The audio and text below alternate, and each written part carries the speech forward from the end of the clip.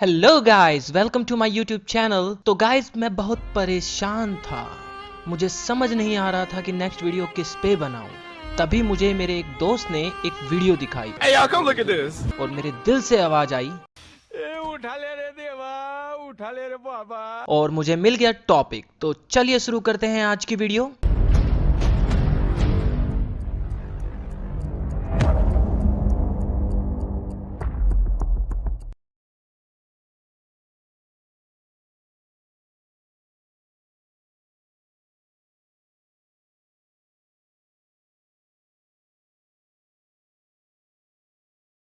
Christopher Nolan बोल रहा होगा। ओ भाई, मारो मुझे, मारो मारो मुझे, मारो मारो।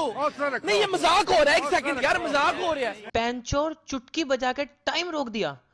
और नहीं मतलब नहीं, क्या है क्या ये? तूने टाइम रोका, लड़की को हटाया और खुद उसकी जगह खड़ा हो गया। अबे हूतिए, साला खुद को क्रिएटर बोलता है, लड़की को हटा के साइड में भी खड़ा रह सकता था। थप्पड़ खाने की क्या जरूरत थी?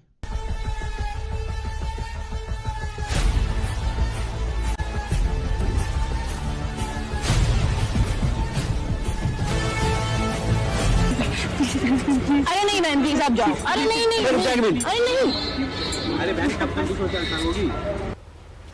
Wait a minute. और ये क्या? ये लड़का बेल्ट जेब में रख के लाया है। आगे बढ़ो, देश तुम्हारे साथ है।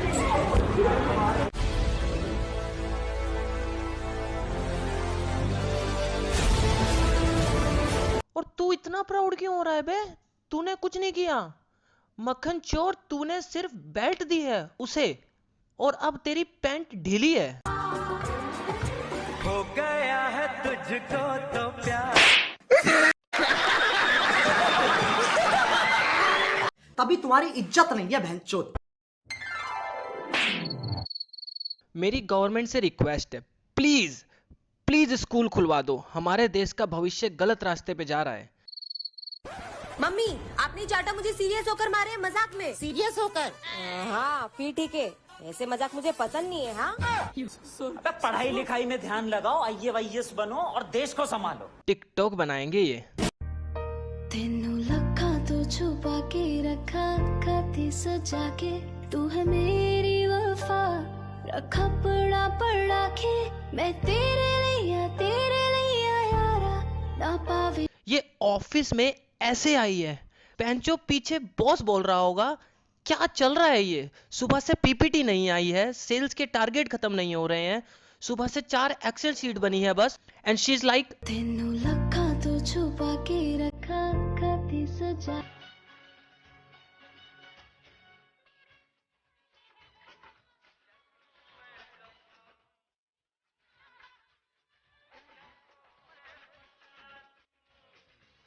और भाई मुझे ये बताओ, कोई काम कर रहा है या नहीं ऑफिसों में? नहीं कर रहा है तो भाई किसी और को मौका दो। इसकी शकल देखो जरा, शकल से लग रहा है सेल्समैन है। इसके टारगेट पूरे नहीं हो रहे हैं। बीच लॉबी में, ये भी नहीं बाथरूम में जाके, बीच लॉबी में मुजरा चल रहा है। उनसे मोहब्बत कमाल की होती है। तेरे साथ से ही रात मेरी। जिनका मिलना मुकद्दर में नहीं तेरे आंसू नहीं आ रहे हैं। और पैंचो, तेरी आंखें इतनी लाल कैसे है? आंखों में लाल मिर्ची का तड़का डाल लिया है क्या? और वहां इसकी माँ परेशान है कि घर में मिर्ची क्यों खत्म हो रही है। लौंडा रात को मिर्ची डाल के वीडियो बना रहा है। जिसे इतना टूट के प्यार किया हो, उसे बुलाना आसान नहीं होता। बुला पाते हैं क्या हम कभी? लेकिन यार, यहाँ में पिघल गया। जिसने इसका दिल तोड़ा है, मैं पर्सनली उसके ईंट मारना चाहता हूँ। इसका दिल कौन तोड़ेगा बे? ओह यार, यार ये कितनी औसम है यार। ले खा ले यार। तूने 2 दिन से कुछ खाया नहीं है यार। अगर तू खाएगी नहीं तो तेरे पेट में दर्द होगा। तेरे पेट में दर्द होगा, तेरे को डॉक्टर के पास ले जाना पड़ेगा। और डॉक्टर के पास जाएंगे तो वो तेरे को टच करेगा। और मैं नहीं चाहता कि मेरे सिवा तेरे को कोई और टच करे। ले खा लेना।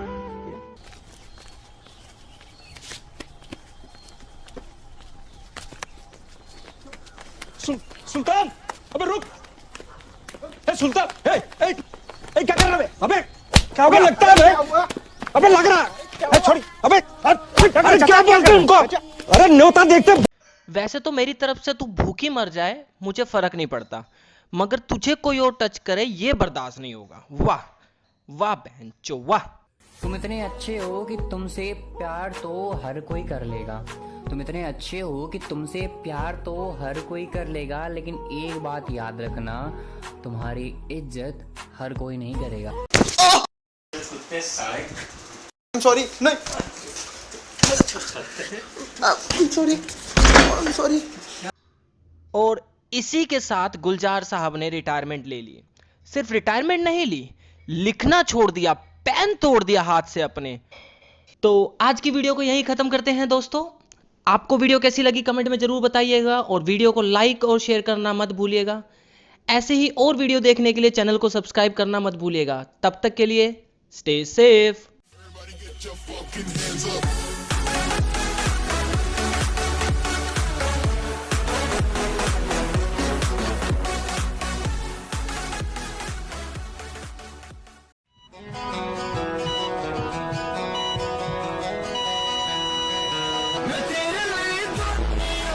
कतई शरीर का गोश्त हड्डी छोड़ने को है। बुढ़ापे पे बुढ़ापा चढ़ा जा रहा है, लेकिन अपनी हरकतों से बाज नहीं आ रहे हैं। अरे अब तो भोफड़ी वाले चाचा भी मर गए, तुम क्यों जिंदा हो।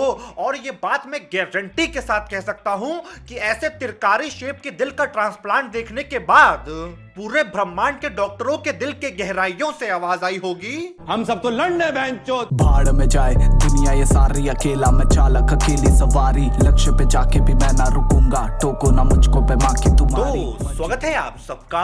आज मैं एक ऐसी जहरीली बीमारी के बारे में बात करने जा रहा हूँ जो जन्मों जन्म से हमारे बीच में पल रही है, जिसका ना तो कोई इलाज है और ना कोई वैक्सीन। मोरनी हूँ मैं।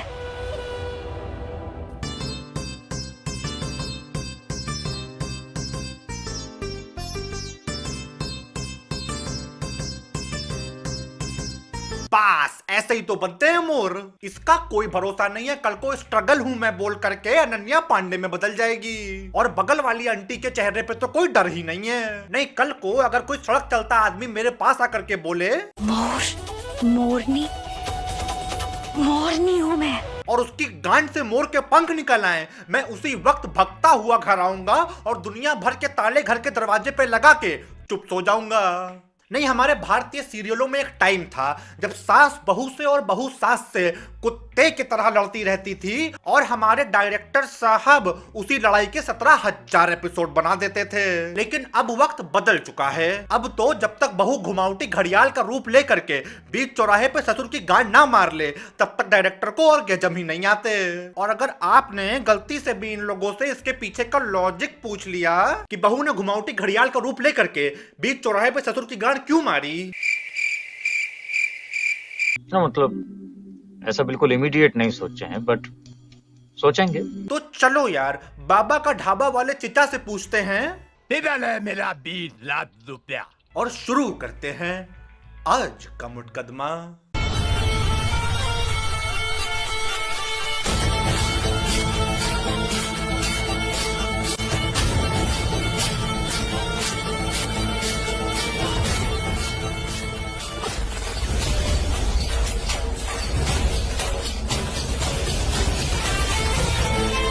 एक सेकेंड, ये कौन सी नागिन है जो कला मुंडियां खाती हुई चली आ रही है। नहीं, मेरी मानो तो किसी दिन टाइम निकाल के पंडित जी से कंफर्म करवा लो कि तुम इच्छाधारी नागिन हो या इच्छाधारी वनमानुष, क्योंकि ये 50 शेड्स ऑफ चुदाप यहाँ नहीं चलेगा।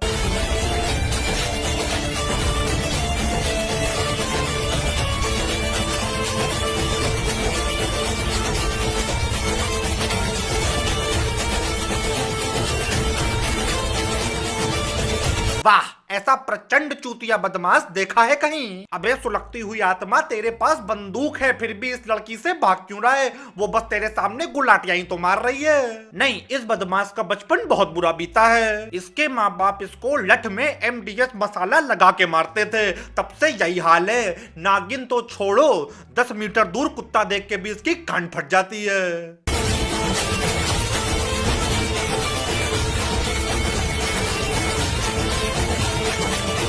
बहुत बढ़िया। घुसंड पड़ने की वजह से हमारे बदमाश भाई मुंह से मूतने लगे। अरे भोसड़ी वालों, बजट की ऐसी भी क्या कमी थी? अगर नकली खून का इंतजाम नहीं हो पा रहा था तो मुंह में गुटकाई भरवा के थुकवा देते, कम से कम ये सस्ते जुगाड़ तो ना करने पड़ते।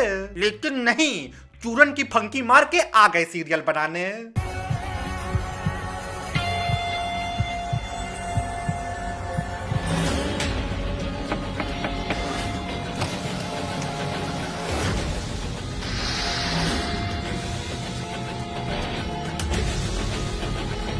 जब किसी की जिंदगी में सब कुछ बुरा और बर्बाद हुआ हो तब बनता है कोई ऐसा जानवर। अबे क्या है ये? ऐसा लग रहा है बाबा का ढाबा से मटर पनीर खाने के बाद मेंढक को कब्ज हो गया है। और इन भाई साहब ने भी धमाल एक्टिंग करी है। नहीं, इतनी भकलंडी थूत बनाने के बाद भी डायरेक्टर को ऐसा लगा कि नहीं नहीं नहीं नहीं नहीं, जनता को अभी भी खतरे का एहसास नहीं हो रहा। एक काम करो, इसके हलक में लौड़ा फंसा दो।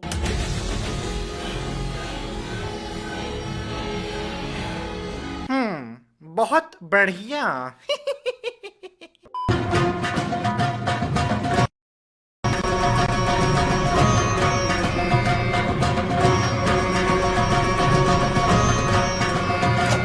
कौन सा बटन दबाऊं मैं? अबे इतना सनसनी चूतिया कौन होता है? पहले एक वो थी जिन्होंने लैपटॉप मांझ दिया था, अब एक ये हैं जिन्होंने माइक्रोवेव में गीला कच्छा घुसा दिया। नहीं, कल को अगर ये लोग झाड़ू पे बैठ करके ब्रह्मांड की यात्रा पे भी निकल जाएंगी तो उसको देख करके भी मुझे हैरानी नहीं होगी।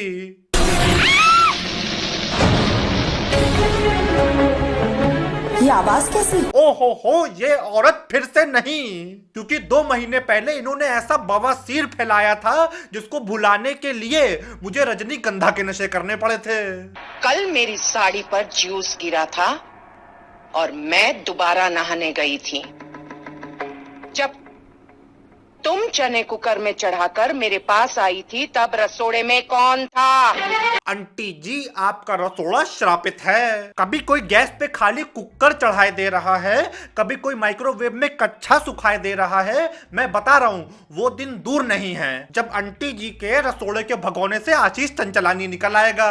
और आंटी जी के रसोड़े के भगोने से आशीष चंचलानी कैसे निकल आएगा, कमेंट में इसके पीछे का लॉजिक मुझसे मत पूछना।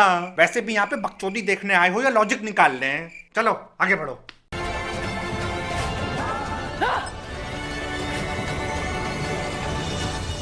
इस झाड़ू की मार खाने के लिए तैयार हो जाओ।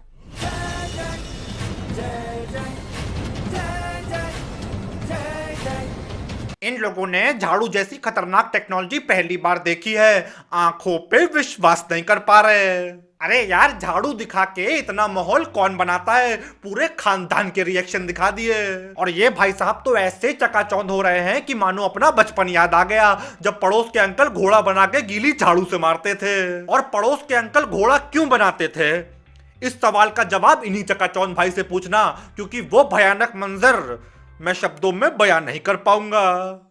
मैं जानती हूँ कि तुम चुड़ैल इस झाड़ू से कितना डरती हो, क्योंकि इस झाड़ू के सामने तुम्हारा मैला जादू काम नहीं करता। सदियों से ये झाड़ू हमें मैली शक्तियों से बचाती हुई आई, नाश करती हुई आई है। चुड़ैल की तो कोई औकात ही नहीं है, इतना ज्यादा मेकअप करने के बाद भी अभी झाड़ू से पेली जाएगी। दुनिया में चुड़ैल को मारने के लिए इतनी सारी चीजें हैं, कट्टा, बंदूक, शकलका बुम बुम वाली पेंसिल, सिलिमोन भाई की गाड़ी। अरे कुछ नहीं मिला तो कोहनी मार के चुड़ैल की नाक की नक्सील फोड़ देते, वो चलता है। लेकिन झाड़ू, ये तो कुछ समझ के परे है, बिल्कुल ही समझ के परे है। बस यूं ही पैर पटकती रह जाओगी। बस विशाखा।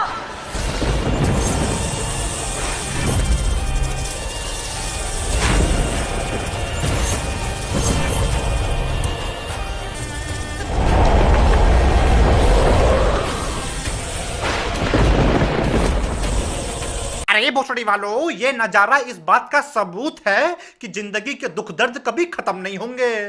कोई इंसान मेरे सामने अपनी नाभि में मटर दबा के कुंफू निंजा में तब्दील हो जाए, एक बार को मैं उससे डर जाऊंगा, लेकिन ये ऐसे जानवर में तब्दील होना दंडनीय अपराध है। इस चीज की एडिटिंग करने वाले को 3-4 दिन तक तहखाने में बंद करके वरुण धवन की कुली नंबर 1 का ट्रेलर दिखाना चाहिए, वो भी लूप पे।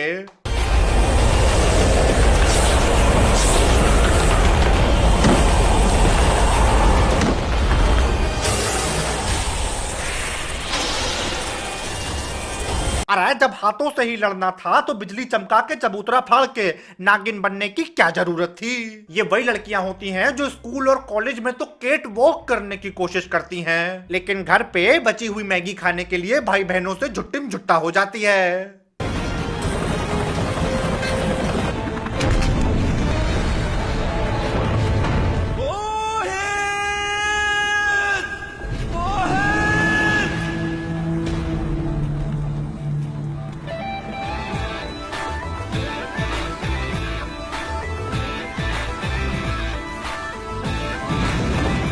ना इसे ना मुझे ना किसी को ये बात पता ही नहीं थी कि मोहित तो वुल्वरीन की सौतेली बीवी का भतीजा है। ऐसे चुदऊ एक्सप्रेशन देखने के बाद इसको यमराज ने भी ले जाने से इनकार कर दिया। नहीं, मैं बता रहा हूँ, इन लोगों की एक अलग दुनिया है जहाँ पे कहीं कोई वकांडा फॉरएवर बोल के नागिन में तब्दील हुआ जा रहा है, कहीं एक पूरा इंसान का बच्चा बैग में समाया जा रहा है, और बहुएं तो इतनी ढीठ हैं कि बम के फटने से भी मौत नहीं आ रही। और इन सब के बाद भी जो लोग इन सीरियलों को देखते हैं ना, उनको मैं बता दूं कि कभी ये मत समझना कि ये लोग आपको चूतिया बना रहे हैं। ना ना ना ना ना, आप चूतिया हैं। तो बस यार, आज का मुकदमा यहीं पे खत्म करते हैं। अगर वीडियो पसंद आई है तो चंद शमाता हुआ लाइक मारो। जब नीली पिक्चर देखने से पहले 20 सेकंड का ऐड देख सकते हो तो भाई की वीडियो पे लाइक भी कर सकते हो, करो। और जो लाल वाला बटन है उसको दबाओ, सब्सक्राइब करो हमारे फैमिली फ्रेंडली चैनल को।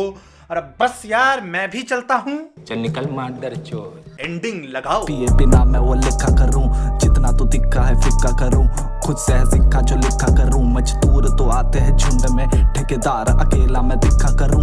रहने लगा खुश रह के अकेले, जितने थे साथ मेरे नाम के थे पहले। कड़वी लगेगी पर सच्चे ये भाई, ज्यादा शरीर से दिल के हैं।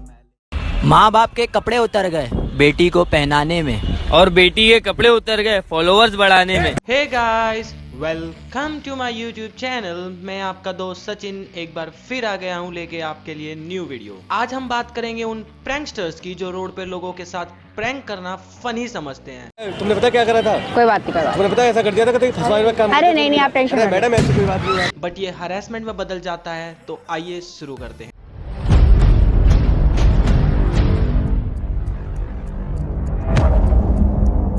सुनो तो एक मिनट, बाहर के लोग मदद नहीं कर सकते? हम बताओ। आपको ऐसा नहीं लगता आपकी इतनी ज्यादा ही गंदी शक्ल और खुले में घूम रहे हो? डर नहीं लगता? ढक के रखो, मास्क नीचे नहीं करना। 21st सेंचुरी में रह करके तुम किसी का ये मजाक बना रहे हो कि वो कैसा दिखता है, तो ये बिल्कुल भी फनी नहीं है। शुक्र करो ये कमेंट लड़की ने लड़के पे मारा है। अगर यही किसी लड़के ने लड़की को बोल दिया होता ना, तो अब तक उस पर डिस्क्रिमिनेशन का केस लग चुका होता। सही बात है। दीदी को लगता है किसी की शक्ल पे कमेंट करना, बैकग्राउंड में लाफ्टर डालने से वीडियो फनी हो जाती है, और वहीं अगर कोई इन पे कमेंट कर दे तो तुरंत वुमेन कार्ड प्ले कर देती हैं। मैंने इनसे बोला मेरे को गोल डब्बा दे दो, इन्होंने हरे लंका दे दिया। मैं दही की हूँ, यहीं की हूँ मैं।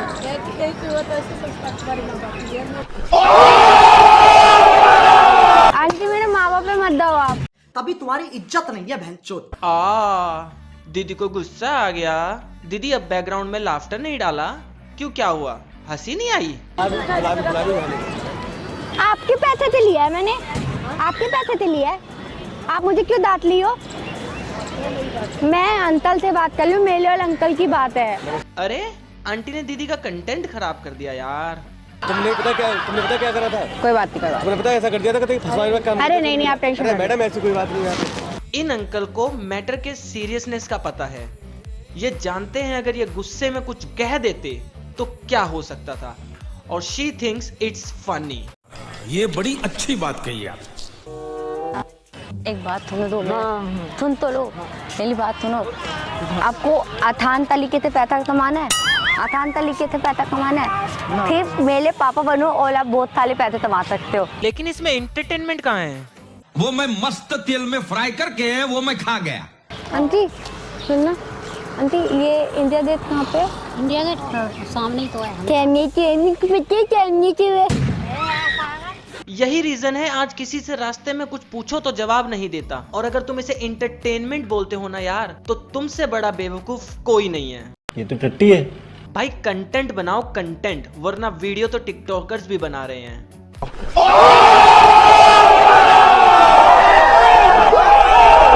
बाइक है आपकी? क्या हुआ बता भैया, आप आगे की तरफ जा लो। यार मेरा एक काम कर दोगे? ये ना आगे ना डस्टबिन में फेंक दोगे? पकड़ लो। मैंने लैटरिंग कर दी पन्नी में, तो टच्ची कर दी पन्नी में। मस्त जोक मारा रे, ये हंस रे हलकट हंस। आप बहुत ज्यादा खुश नहीं हो अपनी लाइफ में? क्यों? मतलब इतनी ज्यादा ही गंदी शक्ल के बाद भी कोई इंसान इतना खुश कैसे रह सकता है? इसका मतलब फर्क हो रहा है यहाँ पे। कोई बात फर्क हो रहा है यहाँ पे। कहीं नहीं लगा रखा। कैमरा कहाँ लगवा रखा है ये तो बता दो। सामने। क्या प्रैंकस्टर बनेगी रे तू? इसको तो पता चल गया। तुमसे ना हो पाएगा। अच्छा फ्रेंड बन सकते हैं? हाँ फ्रेंड बन सकते हैं। अच्छा फ्रेंड बन सकते हैं। अच्छा मुझे ना शर्म आती है मतलब इतने सारे लोग के सामने बात करने में। लो फ्रेंड बनना है तो बोलो। अच्छा क्या है ये?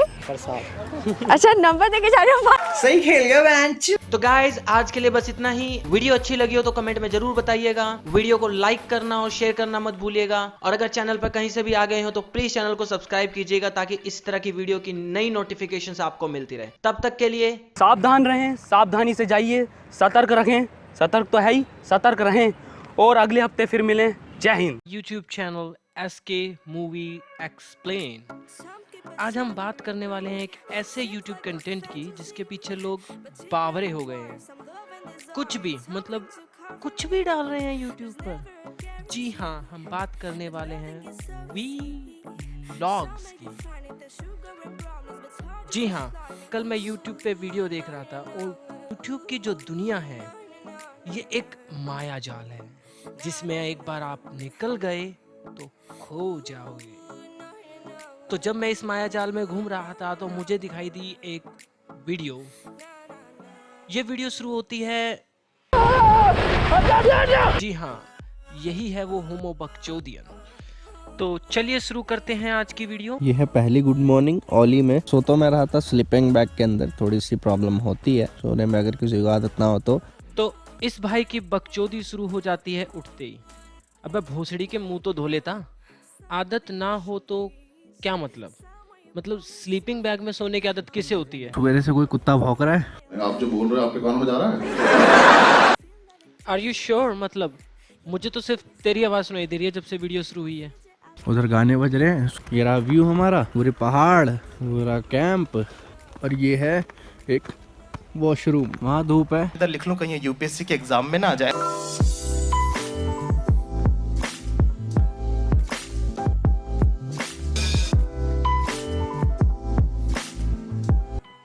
हाँ बहनचोद, हगने की भी वीडियो डाल देता। तो भाई बात ऐसी है कि अगर ट्रिप पर आता ना कोई इंसान तो पूरा प्रॉपर प्लान करके आए। और मैं तो जेन्युइनली यही कहूँगा कि कोई इंसान ना अपने ट्रिप के लिए ना हमेशा पैसे बचा कर रखे, और मोस्टली ना अनप्लान ट्रिप्स जो होते हैं ना उनके लिए हमेशा खुद को तैयार करके रखे। अरे कहना क्या चाहते हो? We guys just had our new hotel Himalayan launch. एक मिनट, क्या? हाँ, यहाँ से रॉकेट लॉन्च करते हैं हमारे साइंटिस्ट भोसड़ी के। नहीं, क्या लॉन्च होता है यहाँ से? मुझे जानना है, क्या लॉन्च क्या किया जाता है यहाँ से? शाका मारा जा सकता है लेकिन जिंदा नहीं पकड़ा जा सकता। ओ भाई, इस भाई को देख के कसम से दिल जले गया। अजय देवगन की याद आ गई। भैया कैसे बैठना है ये बताओ। एक काम कर, गांड ऊपर कर, सर नीचे कर और बैठ के दिखा तू मेरे को। ओ भाई, क्या ले लिया? लगता है गलत साइड से टायर पे बैठ गया लगता भाई। ये चंदू और पूनम दिखा रहे आपको। अब इसके बाद चंदू और पूनम को देखने के बाद ना मैं ये देखता हूँ। चंदू और पूनम से मिलने के बाद लौंडे के चेहरे पे खुशी देख रहे हो तुम? ऐसा लग रहा है जैसे ब्रेकअप के बाद अपनी एक्स को उसके हस्बैंड के साथ देख लिया हो, और वो भी सरकारी नौकरी वाला। समझ रहे हो? समझ रहे हो आप? तो बहुत सुन इन दोनों की मैरिज होने वाली है। मैं क्या करूं, फिर जॉब छोड़ दूं? भाई क्या हो गया? डर लग रहा है। नहीं मतलब इस भाई की गांड फट के हाथ में आ रखी है, मगर शौक खत्म नहीं हो रहे हैं अगले के। भाई यही सोच रहा होगा मैं माता चोद हूँ जो इसमें आया हूँ। पीपल कोटी में हमारा पहला होटल था। कसम उड़ान छल्ले की मैं बस वहीं ना आया था। पापा का फोन आया, मैं एक बार पापा से बात करना चाहूंगा। रख तेरी माँ की रख। ठीक है पापा। इसी के साथ हम पियेंगे चाय, कैसे भूल सकते हैं उसे। अब तुम मुझे खाना खाने दो, फिर मिलता हूँ। हाँ, भोसड़ी के कैमरे में घुसा दे चाय। और हमने तुझे कब रोका खाना खाने से? नहीं, खड़ा बाल तो तेरे है जो बार बार कैमरे ऑन करके ऐसी चीजें बता रहा है जिसकी हमें जानने की जरूरत भी नहीं है। मिश्री और सॉफ खा रहा हूँ मैं तो। वैसे होटल रुमा मत आना। ये मुंह से सुपारी निकाल के बात कर रहे बाबा। तो after a very long drive, me from Rishikesh और ही फ्रॉम जोशीमट्टू ऋषिकेश। बहन चोद, फिर से गलत इंग्लिश। ये बंदा इंग्लिश के पीछे पता नहीं क्यों पड़ा हुआ है। अगर ब्रिटिशियंस ये वीडियो देखना शुरू कर दें तो बाय गॉड ब्रिटिशियंस फाइन लगाना शुरू कर देंगे। अब तुम और हम चलेंगे घर की तरफ। ये रहे मेरे 4 बैग। चलो, और क्या करना है हमने? नहीं, कर लेते हैं ना, मुजरा कर लेते हैं, आजा। जैसा कि अब आप फाइनली मुझे देख सकते हैं, मैं सही सलामत घर आ चुका हूँ। कोई प्रॉब्लम नहीं हुई। ये सिर्फ इसलिए होते हैं ताकि आपको मैं एक तसल्ली दे सकूं कि मैं घर आ चुका हूँ। भाई टेंशन, मुझे तो इतनी टेंशन हो गई थी। अगर ये नहीं बताता तो मैं तो यही सोचता रहता, पता नहीं वो लड़का घर पहुंचा होगा या नहीं। इस बंदे ने पूरी वीडियो में एक भी ट्रैवल व्लॉगर वाली बात नहीं बताई, बस बकचोदी के फॉर्म भरे हैं। तो चलिए दोस्तों, आज की इस वीडियो को यहीं ख़त्म करते हैं। आज के लिए बस इतना ही। आपको वीडियो कैसे लगी कमेंट में ज़रूर बताइएगा और लाइक करना मत भूलिएगा। और ऐसे और कंटेंट देखने के लिए please subscribe my channel SK movie explain. तो भाई लोग और उनकी बहनों, स्वागत है। मैं आ गया हूँ आपके लिए एक न्यू वीडियो लेके। मार्वल की अपनी मोस्ट अवेटेड मूवी आ चुकी है। आपने अगर अभी तक नहीं देखी तो इस वीडियो में आपके लिए बहुत सारे स्पॉयलर्स होने वाले हैं। इस वीडियो में हम ब्लैक विडो मूवी एक्सप्लेन करेंगे। वीडियो शुरू करने से पहले आपसे एक छोटी सी रिक्वेस्ट है, अगर आपने अभी तक चैनल को सब्सक्राइब नहीं किया तो प्लीज़ सब्सक्राइब कर लें ताकि अगली बार वीडियो की नोटिफिकेशन आपको भी मिल सके। तो चलिए शुरू करते हैं।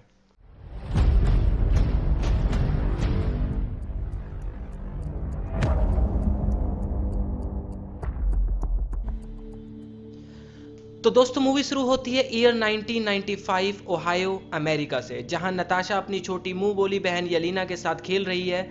जहां यलीना गिर जाती है और रोने लगती है, तभी वहां उसकी मॉम आती है जिसका नाम है मलीना, और वो उसे यहाँ ये कह के चुप करा देती है कि जितना तुम्हें दर्द होगा उतना तुम स्ट्रॉन्ग बनोगी।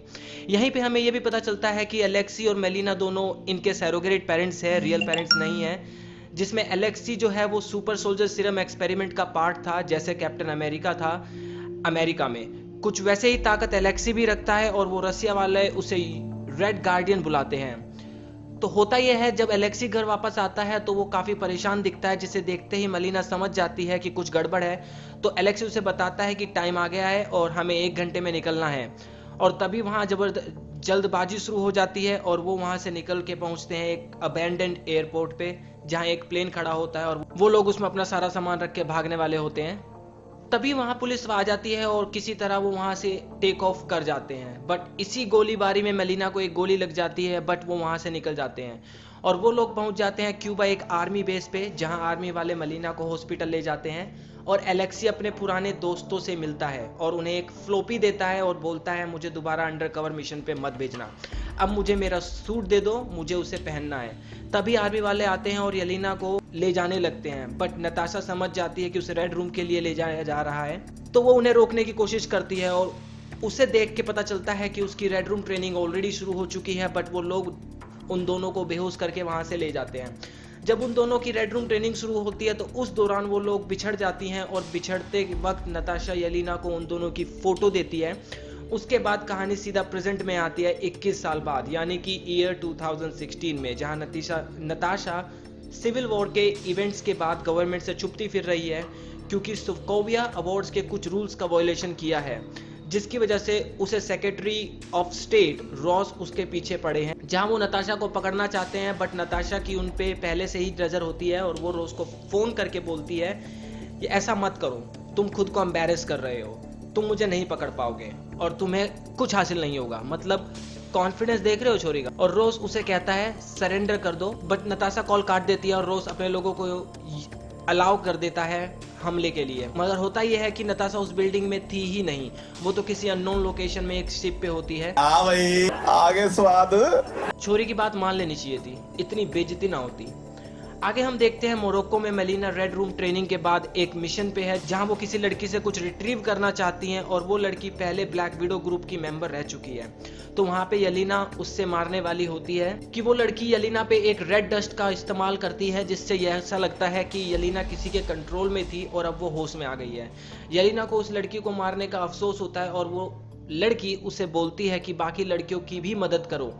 उसके बाद यलीना अपने फिर पैर से ट्रैकर निकालती है और उस रेड डस्ट वाले लिक्विड को लेके वहां से भाग जाती है। और दूसरी तरफ नॉर्वे में नताशा अपने कॉन्टैक्ट से मिलती है जिसका नाम है रिक, और वहीं ड्रैको जो कि रेड रूम को कंट्रोल करता है, उसने अपना टास्क मास्टर मिशन शुरू कर दिया है, जिसमें कि टास्क मास्टर अपने अपोनेंट की हर मूवमेंट को कॉपी कर सकता है। आगे हम देखते हैं कि रिक एक प्राइवेट कॉन्ट्रैक्टर है और वो नताशा से जो भी चीज चाहिए होती है वो उसे लाके देता है और वहां से जाने लगता है। तभी नताशा की नजर एक पार्सल पे पड़ती है। वो पूछती है ये किसने भेजा, तो वो बोलता है ये बुडापेस्ट से आया है और चला जा। नताशा उसे अपनी गाड़ी में रख देती है और चिल कर रही होती है कि जनरेटर में फ्यूल खत्म हो जाता है और वो फ्यूल लेने जाती है, जहां रास्ते में उस पर टास्क मास्टर हमला कर देता है। और क्योंकि वो किसी की भी कॉपी कर सकता है तो वो नताशा का फाइटिंग स्टाइल कॉपी कर लेता है और क्योंकि वो बहुत ज्यादा ताकतवर है और फास्ट है, वो नताशा पर भारी पड़ता है। मगर वो नताशा को छोड़ के गाड़ी के पीछे जाता है, तो जहां नताशा समझ जाती है कि वो उसके लिए नहीं आया, किसी और चीज के लिए आया, जिसपे नताशा उन दोनों में फाइट होती है और बट नताशा वो रेड डस्ट लेके वहां से निकल जाती है। जब वो एंटीडोट देखती है उसे उसमें उसकी बचपन की फोटो मिलती है। ये वही फोटो है जो उसने यलीना को दी थी। तो नताशा समझ जाती है कि ये उसकी बहन ने भेजी है। तो नताशा पहुंचती है बुडापेस्ट, जहां में यलीना और नताशा में एक लड़ाई होती है। ये लड़ाई दुश्मनों वाली नहीं बल्कि एक काफी साल बाद मिली बहनों की एक दूसरे से नाराजगी वाली फ्रेंडली लड़ाई थी। उसके बाद दोनों में बात होती है, जहां नताशा को पता चलता है कि रेड रूम अभी भी एक्टिव है, जिसे अभी तक नताशा सोच रही थी कि वो बंद करा चुकी है, क्योंकि पास्ट में जब हॉकाई नताशा को ब्लैक विडो ग्रुप से आजाद कराता है तो नताशा उस वक्त ड्रैकोव को मारने की कोशिश करती है और वो सोचती है कि ड्रैकोव मारा जाए। ड्रैकोव वही है जो मूवी की स्टार्टिंग में रेड गार्डियन जिससे मिलता है और उसे फ्लॉपी देता है और यही रेड रूम को ऑपरेट करता है। तो जब नताशा शील्ड ज्वाइन करना चाहती है तो उसका मिशन यही था कि ड्रैकोव को मार के रेड रूम बंद करा दिया जाए। मगर जब वो ड्रैकोव की बिल्डिंग में ब्लास्ट करती है, वहां उसकी बेटी भी मौजूद होती है और उसे उसकी बेटी को मारना पड़ता है। वो मारना नहीं चाहती थी मगर उसे करना, और अभी तक वो यही सोच रही थी कि ड्रैकोव और उसकी बेटी उस बिल्डिंग में मारे गए। तो नताशा उससे पूछती है कि तुमने ये मुझे क्यों भेजा। तो यलीना उसे बताती है कि तुम ही एक एवेंजर हो और तुम्हारे पास वो टेक्नोलॉजी जिससे तुम इसको डिकोड कर सकते हो कि ये क्या है। तो वो बताती है कि सॉरी मैं एवेंजर्स नहीं रही। यलीना उसे ये भी बताती है कि ड्रैकोव अभी जिंदा है। तभी बहुत सारी ब्लैक विडोज वहां हमला कर देती है और वो वहां से किसी तरह बच के निकल जाती है। मगर जैसे ही वो वहां से निकल के भागने लगती है, टास्क मास्टर उनके पीछे लग जाता है और उन पे हमला कर देता है। इस हमले में यलीना को चोट भी लगती है और ब्लीडिंग भी होने लगती है, मगर नताशा अपने दिमाग का इस्तेमाल करके वहां से यलीना को लेके निकल जाती है। और अब यलीना बोलती है कि अब भरोसा हुआ। तो नताशा बोलती है कि हमें रेड रूम को डिस्ट्रॉय करना होगा, जिसके बारे में उन्हें एक ही आदमी बता सकता है और वो है Alexei, as known as Red Guardian. तो नताशा एंड यलीना पहुंचते हैं रिक मैंशन के पास, जो कि उन्हें एक हेलीकॉप्टर प्रोवाइड कराता है। नताशा एक्सेप्ट कर रही थी कि उसे जेट मिलेगा, जिसपे रिक बोलता है कि उसकी वजह से रोज उसके पीछे लगा हुआ है, इतने कम टाइम में वो यही अरेंज कर सकता था। आगे हम देखते हैं एलेक्सी एक जेल में है और वहां खुद को कैप्टन अमेरिका से कंपेयर कर रहा है और लोगों से पंजा लड़ा रहा है। तभी उसे वहां एक मेल रिसीव होता है जिसपे उसे एक रेड गार्डियन का एक्शन फिगर मिलता है और जब एक्शन फिगर की मुंडी टूट के उसके हाथ में आ जाती है तो उसे उसमें एक ईयरफोन छुपा हुआ मिलता है। जब वो उस ईयरपीस या ईयरफोन को कान में लगाता है तो नताशा उसे इंस्ट्रक्शंस देती है कि जेल से कैसे निकलना है और वो उसे बोलती है कोई ड्रामा मत करना, चुपचाप वहां से निकलो। बट रेड गार्डियन या फिर कहो एलेक्सी वहां गार्ड को मारता है और काफी ज्यादा केओस क्रिएट कर देता है, जिसकी वजह से वहां भगदड़ मच जाती है और वो जेल से बाहर निकलता है। तो नताशा वहां हेलीकॉप्टर लेके उसका वेट कर रही होती है, बट इससे पहले कि एलेक्सी वहां से निकल पाता है एक गार्ड उस पर टीज कर देता है, जिसकी वजह से नताशा को एक्शन में आना पड़ता है और वो गार्ड्स के साथ फाइट करती है और किसी तरह एलेक्सी को वहां से लेके निकल जाते हैं। हेलीकॉप्टर में पहुंचते ही येलेना और नताशा उस पर सवाल पूछना शुरू कर देते हैं कि रेड रूम कहाँ है, बट एलेक्सी बताता है कि जनरल ड्रैकोव जो कि सिर्फ नाम का दोस्त था, उसे उसने धोखा दिया और जेल में सड़ने के लिए छोड़ दिया। उसे नहीं पता रेड रूम कहाँ है, तुम मलीना से क्यों नहीं पूछती। तो नताशा और यलीना दोनों चौंक जाते हैं और बोलते हैं कि मलीना जिंदा है, जिस पे वो बोलते हैं कि हाँ वो जिंदा है और वो अभी भी रेड रूम के लिए काम कर रही है। आगे हम देखते हैं कि एलेक्सी, येलेना एंड नताशा पहुंचते हैं मेलेना उनकी सैरोगेट मदर के पास, जो कि किसी फार्म हाउस पे रहती है और वो किसी प्रोजेक्ट पे काम कर रही है जिसमें वो किसी का भी माइंड कंट्रोल कर सकें, और वो वहाँ सुअरों पे एक्सपेरिमेंट कर रही हो। तो फिर वहाँ एक फैमिली यूनियन टाइप का होता है जिसमें सब एक दूसरे को पास्ट के लिए ब्लेम करते हैं, जहाँ येलेना को पता चलता है कि नताशा और येलेना दो विक्टिम्स थे, ये दोनों उनके रियल पेरेंट्स भी नहीं हैं, और वो लोग तो बस एक मिशन पे थे जहाँ येलेना ब्रेक डाउन कर जाती है और बोलती है कि मेरे लिए सब कुछ मेरी माँ थी और मेरी लाइफ का एक इम्पॉर्टेंट हिस्सा थी, और आज मुझे पता चलता है कि मेरी लाइफ का सबसे अच्छा टाइम एक झूठ था और कुछ नहीं, और वो रोने लगती है और वहाँ से उठ के चली जाती है। तो एलेक्सी उससे पीछे पीछे जाता है उसे बात करने, और यहाँ नताशा और मेलिना दोनों बात करते हैं, जहाँ नताशा को पता चलता है कि रेड रूम प्रोग्राम के लिए उसे चूज किया गया था, उसके माँ बाप ने उसे छोड़ा नहीं बल्कि ड्रैकोव ने उसे उसके माँ बाप से खरीदा था। और यहाँ मेलिना बताती है कि उसे रेड रूम ट्रेनिंग में 4 बार गुजरना पड़ा, उसे एक एक्सपेरिमेंट की तरह यूज किया गया था, और वो रेड रूम को उसके बारे में अलर्ट कर चुकी है और वो लोग आते ही हों। और दूसरी तरफ रेड गार्डियन येलेना को समझाने की कोशिश कर रहा है कि उसने उन्हें एक रियल डॉटर की तरह ही पाला है, उसका प्यार उन दोनों के लिए सच्चा था, तभी वहाँ रेड रूम से ब्लैक विडोज और गार्ड्स आ पहुंच जाते हैं और उन सबको वहां से लेके चले जाते हैं। रेड रूम पहुंच के ड्रैको मेलिना को उसकी सक्सेस के लिए कांग्रेस बोलता है और उसकी तारीफ करता है। तभी पता चलता है कि नताशा एंड मेलिना ने फेस मास्क टेक्नोलॉजी की मदद से अपने चेहरे बदल लिए, और जहां वो जाना चाहती थी वो दोनों पहुंच चुकी हैं। नताशा को पता चलता है कि जो टास्क मास्टर है वो और कोई नहीं बल्कि ड्रैकोव की बेटी है एंटोनिया। दरअसल वो ब्लास्ट में दोनों बच गए थे, बट उसकी बेटी का फेस जल गया था, उसने अपनी बेटी को ही टास्क मास्टर बना दी और उसने उसकी गर्दन में एक चिप इंस्टॉल कर दी है जिसकी मदद से वो किसी को भी फाइटिंग स्किल को कॉपी कर सकती है और वो एक परफेक्ट सोल्जर बन। अभी नताशा उसे मारने की कोशिश करती है बट वो मार नहीं पाती क्योंकि रेड रूम प्रोग्राम में उनके अंदर एक पेरोन फिट किया गया था जिसकी मदद से जब भी वो ड्रैको की फ्रेग्रेंस को स्मेल करेंगे वो एक्टिवेट हो जाएगा और वो उसे चाह कर भी नहीं मार सकते। वो चाहे बंदूक उठा ले या चाकू बट वो मार नहीं सकते। इसकी मदद से वो दुनिया भर में जितनी भी ब्लैक विडोज हैं उनको एक डेस्क पे बैठे बैठे कंट्रोल कर सकता है। तभी पता चलता है कि ये नताशा का प्लान था सब विडो के बारे में पता लगाने का कि वो उन्हें कैसे कंट्रोल करता है ताकि वो उन्हें बचा सके, और उसे पहले से पता था कि उसकी बॉडी में फेरोन फिट है और वो उसे तब तक नहीं मार सकती जब तक कि उसकी स्मेल उसे आती रहेगी। ये सब मेलिना ने उसको पहले से ही बता दिया था। तो वो अपना सर डेस्क पे मारकर अपनी नर्व डैमेज कर देती है ताकि उसे ड्रैकोव की स्मेल आनी बंद हो जाए और वो उसे मार सके। उसके बाद वो ड्रैकोव को मारना शुरू कर देती है और दूसरी तरफ सभी कुछ ना कुछ कर रहे होते हैं। रेड गार्डियन टास्क मास्टर से फाइट कर रहा होता है, मेलिना शिप का इंजन बंद करने की कोशिश कर रही होती है ताकि वो जमीन पे लैंड कर सके और इस चीज में वो सक्सेस भी हो जाती है। वो इंजन ब्लास्ट कर देती है जिससे कि वो लोग जमीन की पे क्रैश करना शुरू हो जाते। और येलेना का काम था कि वो जितनी भी ब्लैक विडोज हैं उन्हें उसे रेड डस्ट के थ्रू ड्रैको के माइंड कंट्रोल से आजाद करा दे। अब होता यह है कि जब नताशा ड्रैको को मारने की शुरू करती है तो ड्रैको अलर्ट बटन दबा देता है जिसकी वजह से सब ब्लैक विडोज ड्रैको को बचाने पहुंच जाती है और नताशा पे हमला कर देती है और नताशा उनसे लड़ाई शुरू कर देती है। नताशा उनसे लड़ती है बट क्योंकि वो नंबर में ज्यादा हैं तो वो नताशा को ओवरपावर करने लगती हैं और वो नताशा को मारने ही वाली होती है कि एंड मोमेंट पे येलेना वहां पहुंच के उनके ऊपर रेड डस्ट का एक कंट्रोल ब्लास्ट कर देती है जिससे सब ब्लैक विडोज होश में आ जाती है और वो सब वहां से निकलने के लिए भागती हैं। नताशा उनसे कहती है कि तुम चलो मैं पीछे पीछे आ रही हूँ और वो कंट्रोल डेस्क पे जाके जल्दी से सब फाइल्स को कॉपी कर लेती है और जितनी भी ब्लैक विडोज दुनिया में हैं उन्हें ड्रैकोव के माइंड कंट्रोल से आजाद कर देती है। अब ये पूरा शिप क्रैश हो रहा है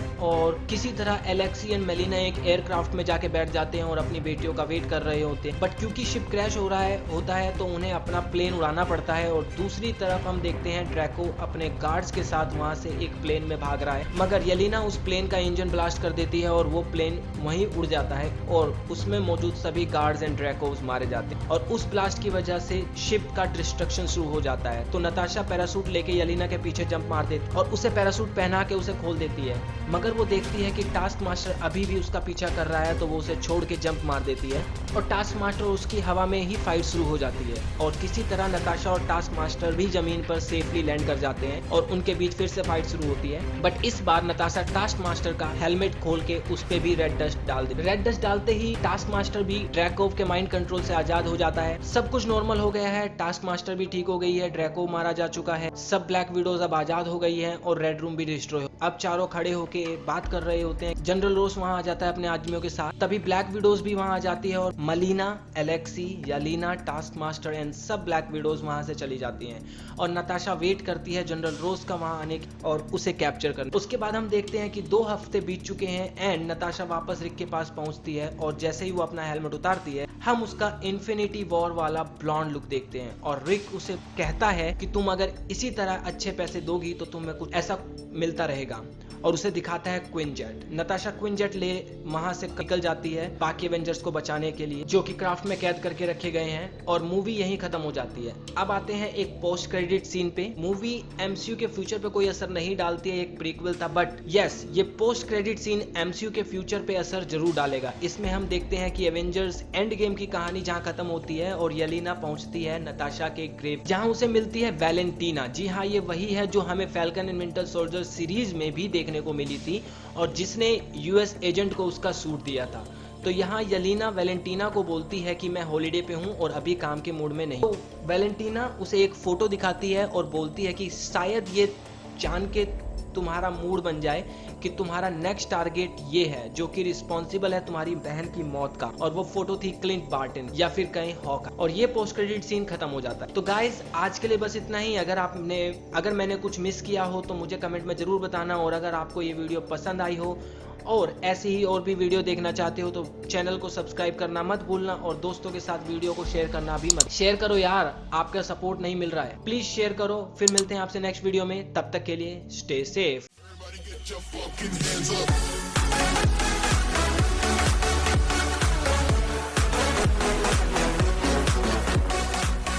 राम राम भाई लोग, क्या हाल चाल।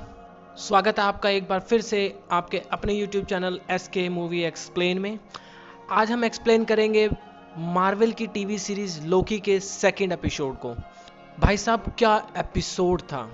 अगर दूसरे ही एपिसोड में मार्वल ने इतना सब कुछ दिखा दिया है तो सोचो कितना माल दबाए बैठा है मार्वल। तो चलिए शुरू करते हैं।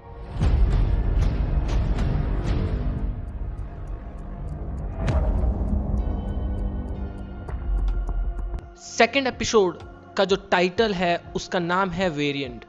एपिसोड शुरू होता है ऑस्कोस विस्कॉन्सिन ईयर 1985 में, जहां किसी चीज का सेलिब्रेशन चल रहा है और वहां टीवीए के ऑफिसर्स पहुंच जाते हैं लोकी के दूसरे वेरिएंट का पीछा करते हुए। वो उसका पीछा करते हुए एक टेंट में जाते हैं जहां लोकी का वो वेरिएंट टीवीए के एक ऑफिसर हंटर C-20 का माइंड कंट्रोल कर लेता है और ऑफिसर एंड लोकी मिलके सब ऑफिसर्स को मार देते हैं। उसके बाद लोकी का वो वेरिएंट हंटर C-20 को लेके टाइम गेट के थ्रू वहां से एक अनजान जगह पे चला जाता है। नेक्स्ट सीन में हम देखते हैं कि मिस मिनट लोकी को टीवीए के बारे में सिखा रहा है और लोकी भी टीवीए की चाल ढाल में ढलने की कोशिश कर रहा है। तभी वहां मॉबियस आता है और लोकी से कहता है चलो हमें चलना है। उसके बाद मॉबियस, हंटर B-50 एंड टीवीए के सभी ऑफिसर वहां मीटिंग कर रहे होते हैं जिसमें बताते हैं कि विस्कॉन्सिन 1985 में जो न्यू टाइमलाइन बनी थी उसे ठीक करने गए हमारे ऑफिसर्स लापता हैं और ये काम लोकी का है, बट किस लोकी का है नहीं पता। वो बेबी लोकी है या लेडी लोकी है या कोई भी हो सकता है, क्योंकि ब्रह्मांड में बहुत सारे लोकी हैं। यहाँ हमें पता चलता है कि अपना लोकी इंटेलेक्चुअल बातें भी कर सकता है, ऐसे ही चूतिया नहीं है जो कि हम उसे समझते हैं। जहाँ लोकी बताता है कि तुम लोग मेरी 2 शक्तियों के कंफ्यूज हो रहे हो। एक है शेप शिफ्टिंग, अलग शक्ति है, उसमें मैं सिचुएशन के हिसाब से शेप शिफ्ट करता हूँ, जबकि प्रोजेक्शन में मैं बिल्कुल हूबहू दूसरे हम शकल बन जाता हूँ। ये दोनों अलग अलग हैं। उसके बाद वो सब 1985 में पहुंचते हैं जहां लोकी मोबियस को बोलता है कि क्यों ना हम समय से पहले जाके उस लोकी को हमला करने से पहले ही पकड़ ले, जिस पे मोबियस उससे समझाता है कि हम पहले जाके कुछ नहीं कर सकते बल्कि एक नई टाइमलाइन क्रिएट कर देंगे जो कि हम नहीं कर सकते, तो हम उसके पीछे ही जा सकते हैं। जिसके बाद सब टेंट में पहुंचते हैं और वहां उसके बाद टीवीए के ऑफिसर्स लोकी के दूसरे वेरिएंट का पीछा करने जा रहे होते हैं। तो लोकी उन्हें रोक देता है और बोलता है अगर ये वेरिएंट हम हैं तो उसका पीछा करना मौत को दावत देना है, उसके पीछे जाने का कोई फायदा नहीं,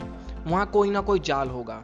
एंड लिटरली मैं भी एक बार के लिए कन्विंस हो गया था बट लोकी बहुत ही सफाई से टीवी वालों का चूतिया काटने की कोशिश कर रहा था। फिर उसके बाद मोबियस उस पर भरोसा नहीं करता है और वो सब के सब वापस हेडक्वार्टर पहुंच जाते हैं। उसके बाद हम देखते हैं जज और मोबियस को आपस में बात करते हुए लोकी के बारे में।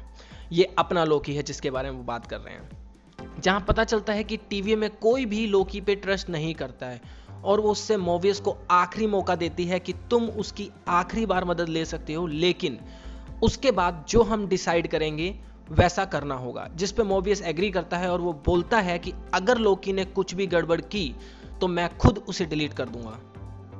उसके बाद मोबियस और लोकी में छोटी सी कन्वर्जेशन होती है जहां लोकी अपनी सफाई देने की कोशिश करता है और वो बोलता है कि मुझे पता है तुम लोग मुझ पे भरोसा नहीं करते। मोबियस कहता है तुम्हें आखिरी मौका मिला है, तुम्हें वही करना होगा जैसा मैंने कहता हूं। लोकी कहता है ठीक है, मैं वैसा ही करूंगा। उसके बाद मोबियस उसे कहता है कि मैं तुम्हें सभी लोकी वेरिएंट्स की फाइल देता हूं, तुम उसे पढ़ो और कुछ ऐसा ढूंढो जो हम टीवी वाले नहीं ढूंढ पाए और हमारी मदद करो। उसके बाद लोकी एक छोटी सी लाइब्रेरी में रिसेप्शनिस्ट के पास जाता है और लोकी उससे पूछता है कि क्या जहां से टीवी की क्रिएशन हुई वो फाइल आप मुझे दे सकते हो। वो कहती है नहीं वो क्लासिफाइड है, मैं नहीं दे सकती। फिर लोकी पूछता है जहां से टाइम की शुरुआत हुई है वो फाइल मुझे दे सकती हो। नहीं वो भी क्लासिफाइड है, मैं नहीं दे सकती। तो फिर लोकी बोलता है जहां टाइम खत्म हुआ है वो फाइल दे दो। वो उसे भी मना कर देती है। उसके बाद लोकी बोलता है कि कौन सी फाइल दे सकती हो, तो वो उसे लोकी के सभी वेरिएंट्स की फाइल दे देती है। उन फाइल में उसे एक फाइल मिलती है डिस्ट्रक्शन ऑफ एस्गार्ड। उस फाइल को पढ़ते हुए लोकी को एक आइडिया आता है और वो सीधा मोबियस के पास जाता है। तो मोबियस उससे पूछता है कि क्लू मिला, तो लोकी उसे बोलता है कि क्लू फाइल में नहीं टाइमलाइन में छुपा है। वहां लोकी उसे बताता है कि लोकी का दूसरा वेरिएंट एक नेचुरल डिजास्टर यानी कि आपदा के समय में छुपा है। मोबियस को कुछ समझ नहीं आता तो वो उससे बोलता है सपोज करो रैग्नारोक, उस टाइमलाइन में मैं जाके कुछ भी करूं कुछ बदलने वाला नहीं है, रैग्नारोक होके रहेगा। तो चाहे मैं महल में आग लगा दूं या हल्क को ब्रिज से फेंक दूं, उससे रैग्नारोक को कोई फर्क नहीं पड़ेगा। इसका मतलब कोई न्यू टाइमलाइन नहीं बनेगी और जब टाइमलाइन नहीं बनेगी तो उसे ढूंढा नहीं जा सकता। तो लोकी कहता है हमें भी एक ऐसी टाइमलाइन में जाना चाहिए ताकि हम ये थ्योरी टेस्ट कर सके, जिस पे मोबियस मना करता है। वो उस पर भरोसा नहीं करता। वो बोलता है कि हम वहां जाएंगे लेकिन होगा ये कि तुम मुझे वहां धोखा लेके वहां से भाग जाओगे, तुम हमेशा ऐसे ही करते हो। लोकी उसे बोलता है तुम मेरा भरोसा करो, मैं ऐसा नहीं करूंगा। उसके बाद वो दोनों लोकी की थ्योरी टेस्ट करने टाइम गेट के थ्रू पोम्पी इटली पहुंचते हैं ईयर 79 AD में, जहां थोड़ी देर बाद एक वोल्केनो ब्लास्ट होने वाला है। तो लोकी वहां खूब उथल पुथल मचाता है, सबको बता देता है कि वोल्केनो ब्लास्ट होने वाला है, लेकिन कोई न्यू टाइमलाइन नहीं बनती। तब लोकी कहता है अगर मुझे कहीं छुपना हो तो मैं यहाँ छुपूंगा। उसके बाद दोनों हेडक्वार्टर वापस आते हैं और सब बड़े नेचुरल डिजास्टर्स की फाइल ढूंढने लगते हैं। तभी मोबियस को याद आता है कि लास्ट एपिसोड में उसे एक बच्चे ने एक कब्लुई नाम की कैंडी दी थी। वो लोकी को बताता है ये हमारा क्लू हो सकता है।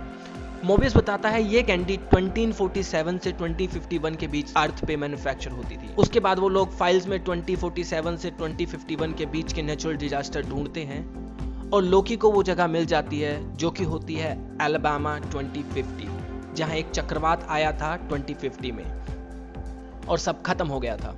उसके बाद मोबियस जज के पास परमिशन लेने जाता है और जज उसे मना कर देती है।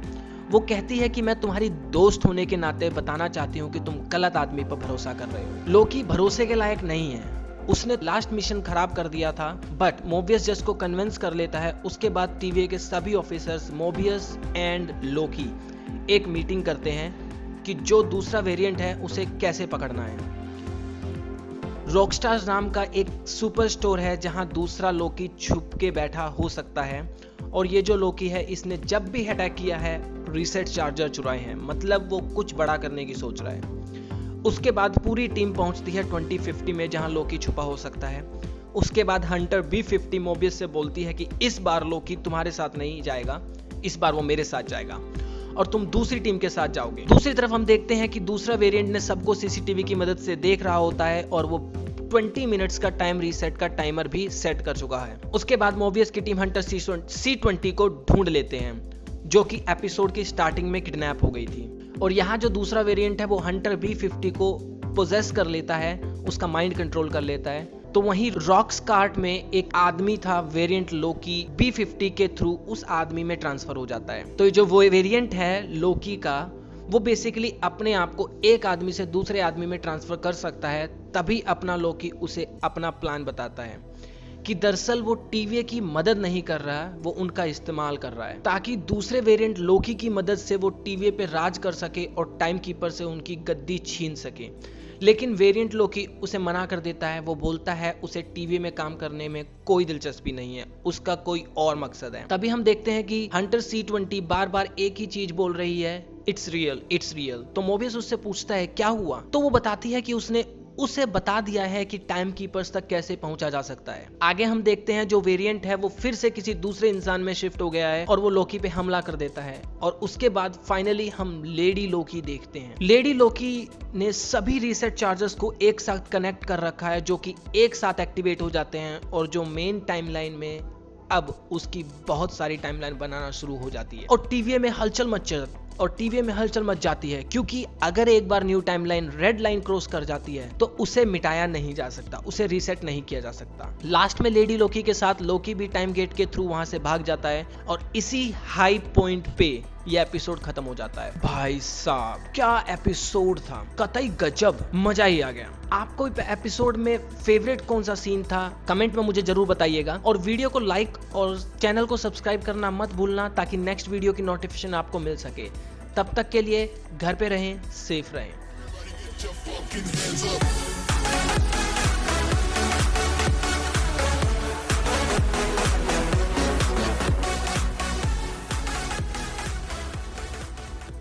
तो भाई लोगों और उनकी बहनों, स्वागत है आपका। मैं आ गया हूं आपके लिए एक न्यू वीडियो लेके। लोकी का नया एपिसोड आ चुका है।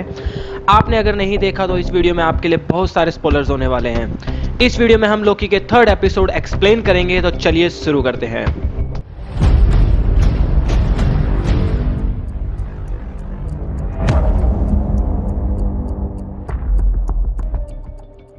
ये एपिसोड शुरू होता है हंटर C20 और lady Loki as known as Selvi. जी हाँ, अब ये ऑफिशियली अनाउंस हो गया है कि लेडी लोकी का नाम सेल्वी है।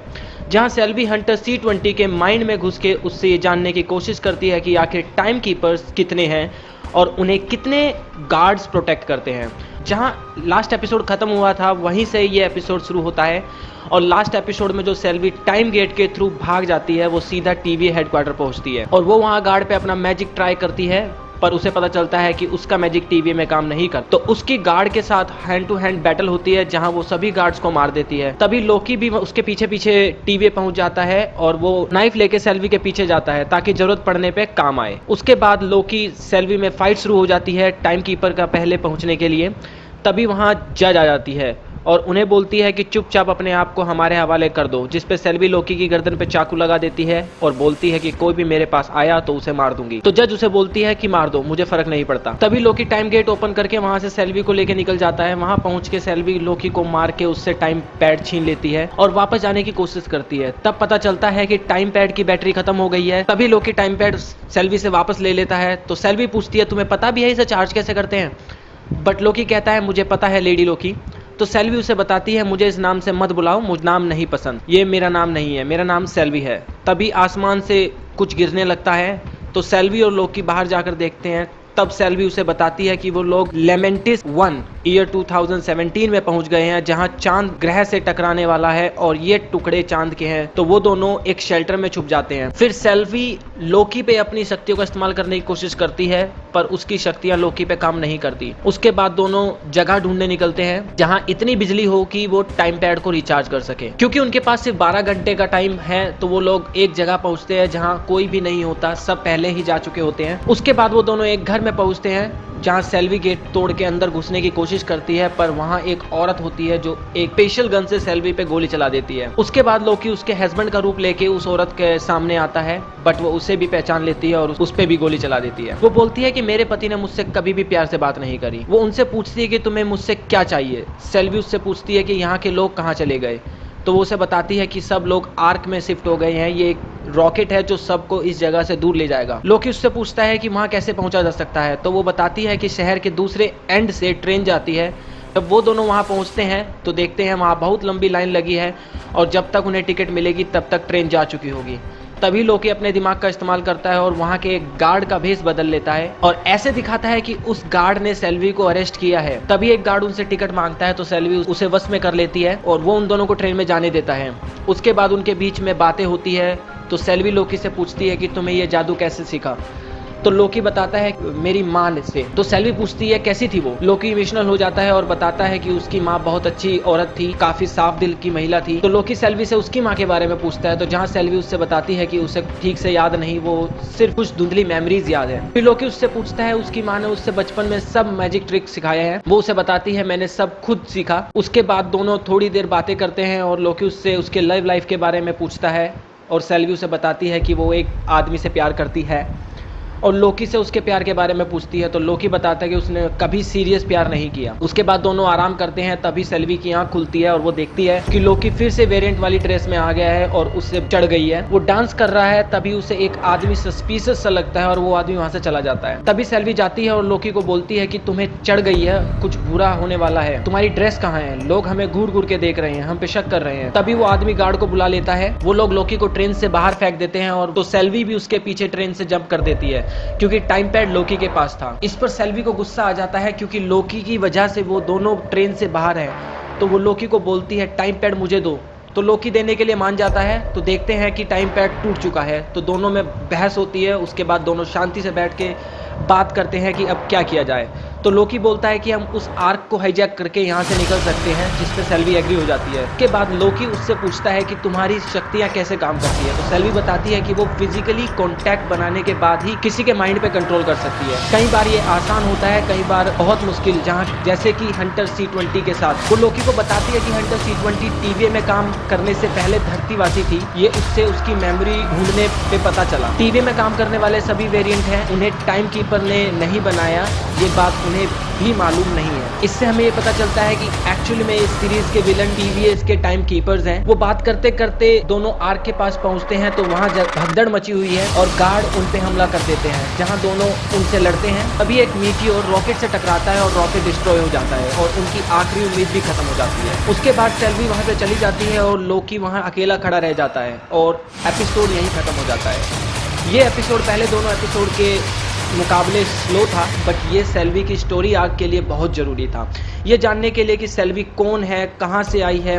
माना ये एपिसोड ज़्यादा कुछ नहीं बताता, बट एपिसोड काफ़ी अच्छा था। आज के लिए बस इतना ही। कमेंट में मुझे ज़रूर बताना आपको ये एपिसोड कैसा लगा। बाकी अगर आप मूवी स्टोरी एक्सप्लेन वीडियोस भी देखना पसंद करते हैं तो चैनल को सब्सक्राइब कर लेना, वीडियो के लाइक कीजिएगा और दोस्तों के साथ शेयर जरूर कीजिएगा। चैनल नया है तो आपके सपोर्ट की बहुत ज़्यादा ज़रूरत है। मिलते हैं आपसे नेक्स्ट वीडियो में, तब तक के लिए थैंक्स फॉर वॉचिंग।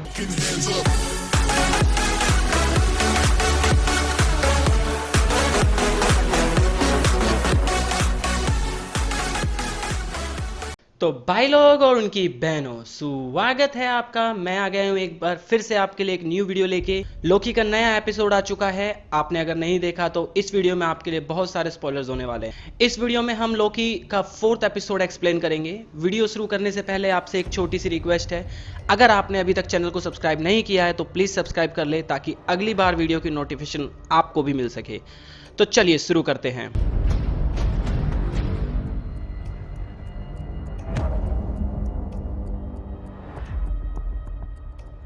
दोस्तों आज के एपिसोड का टाइटल है नेक्सस इवेंट। तो ये एपिसोड शुरू होता है एसगार्ड से, जहां टीवीए के ऑफिसर्स रिवोना, जी हाँ ये वही रिवोना है जो प्रेजेंट में टीवीए की जज है, वो कुछ ऑफिसर्स के साथ आती है और एक बच्ची को अरेस्ट करती है। वो बच्ची सेल्वी है। उसे टीवीए लाया जाता है और उसके बाद सेल्वी रिवोना का टाइम पैड चुरा के वहाँ से भाग जाती है। और उसके बाद हम देखते हैं कहानी सीधा प्रेजेंट पे पहुंचती है, जहां ये सब रिवोना सोच रही थी कि कैसे उसने सेल्वी को अरेस्ट किया और उसके हाथों से बचकर सेल्वी वहां से भाग गई। नेक्स्ट सीन में हम देखते हैं पहली झलक टाइम कीपर्स की। उसके बाद एपिसोड शुरू होता है। फिर हम देखते हैं जज रिवोना टाइम कीपर से मिलकर वापस लौटती है, जहां लिफ्ट के बाहर मोबियस उसका इंतजार कर रहा होता है। वो रिवोना से पूछता है कि क्या हुआ। वो उसे बताती है टाइम कीपर्स बहुत नाराज हैं। मोबियस बोलता है अगर हम लोग सेक्रेट टाइम लाइन को बचाना चाहते हैं तो हम दोनों लोकी को ढूंढना होगा। और उसके लिए मुझे हंटर C20 से बात करनी होगी, मगर रिमोना उसे बोलती है कि नहीं कर सकते क्योंकि वो मर चुकी है। दरअसल जब हमने उसे पकड़ा था वो थोड़ी बेटर हालत में थी, बट जब हमें उसे लेके यहाँ पहुंचे उसकी हालत और भी खराब हो गई। अब हमें अपने मिशन को दोबारा कैरी ऑन करना है और कुछ भी हो जाए हम दोनों को पकड़ना होगा एट एनी कॉस्ट। आगे हम देखते हैं लेमेंटिस 1 जहां एपोक्लिप्स आ चुका है और वो सीन देखने को मिलता है जहां most of the people thinking that ये ब्लैक विडो है, बट ये सेल्वी। लोकी और सेल्वी दोनों बैठ कर बात कर रहे होते हैं जहां लोकी सेल्वी को सॉरी बोलता है। उसके बाद सेल्वी बोलती है मुझे एसगार्ड की थोड़ी थोड़ी बातें याद है क्योंकि मुझे बचपन में ही पकड़ लिया था, क्योंकि मुझे होना ही नहीं था इसलिए उन्होंने मुझे पकड़ लिया। उसके बाद मैं वहां से भाग गई। उसके बाद मैं जहां जहां गई सीक्रेट लाइन में कुछ ना कुछ चेंज होते हुए गए और TVA को हर बार पता चल जाता था कि मैं कहाँ हूँ। धीरे धीरे मैंने सीख गई कि मुझे कैसे छुपना है और भागते भागते आज वो दिन आ ही गया जहां मैं मर जाऊंगी। वहीं दूसरी तरफ TVA में हलचल मची हुई है क्योंकि वो लोकी और सेल्वी को ढूंढ नहीं पा रहे थे। अभी लेमेंटिस 1 नेक्सस होने वाला होता है, बट फॉर अ मोमेंट लोकी सेल्वी को कुछ बोलने वाला होता है, तभी एक न्यू टाइमलाइन क्रिएट होना शुरू हो जाती है। जिसे देख मोबियस बोलता है ये कुछ अलग है, ऐसा पहले कभी नहीं हुआ।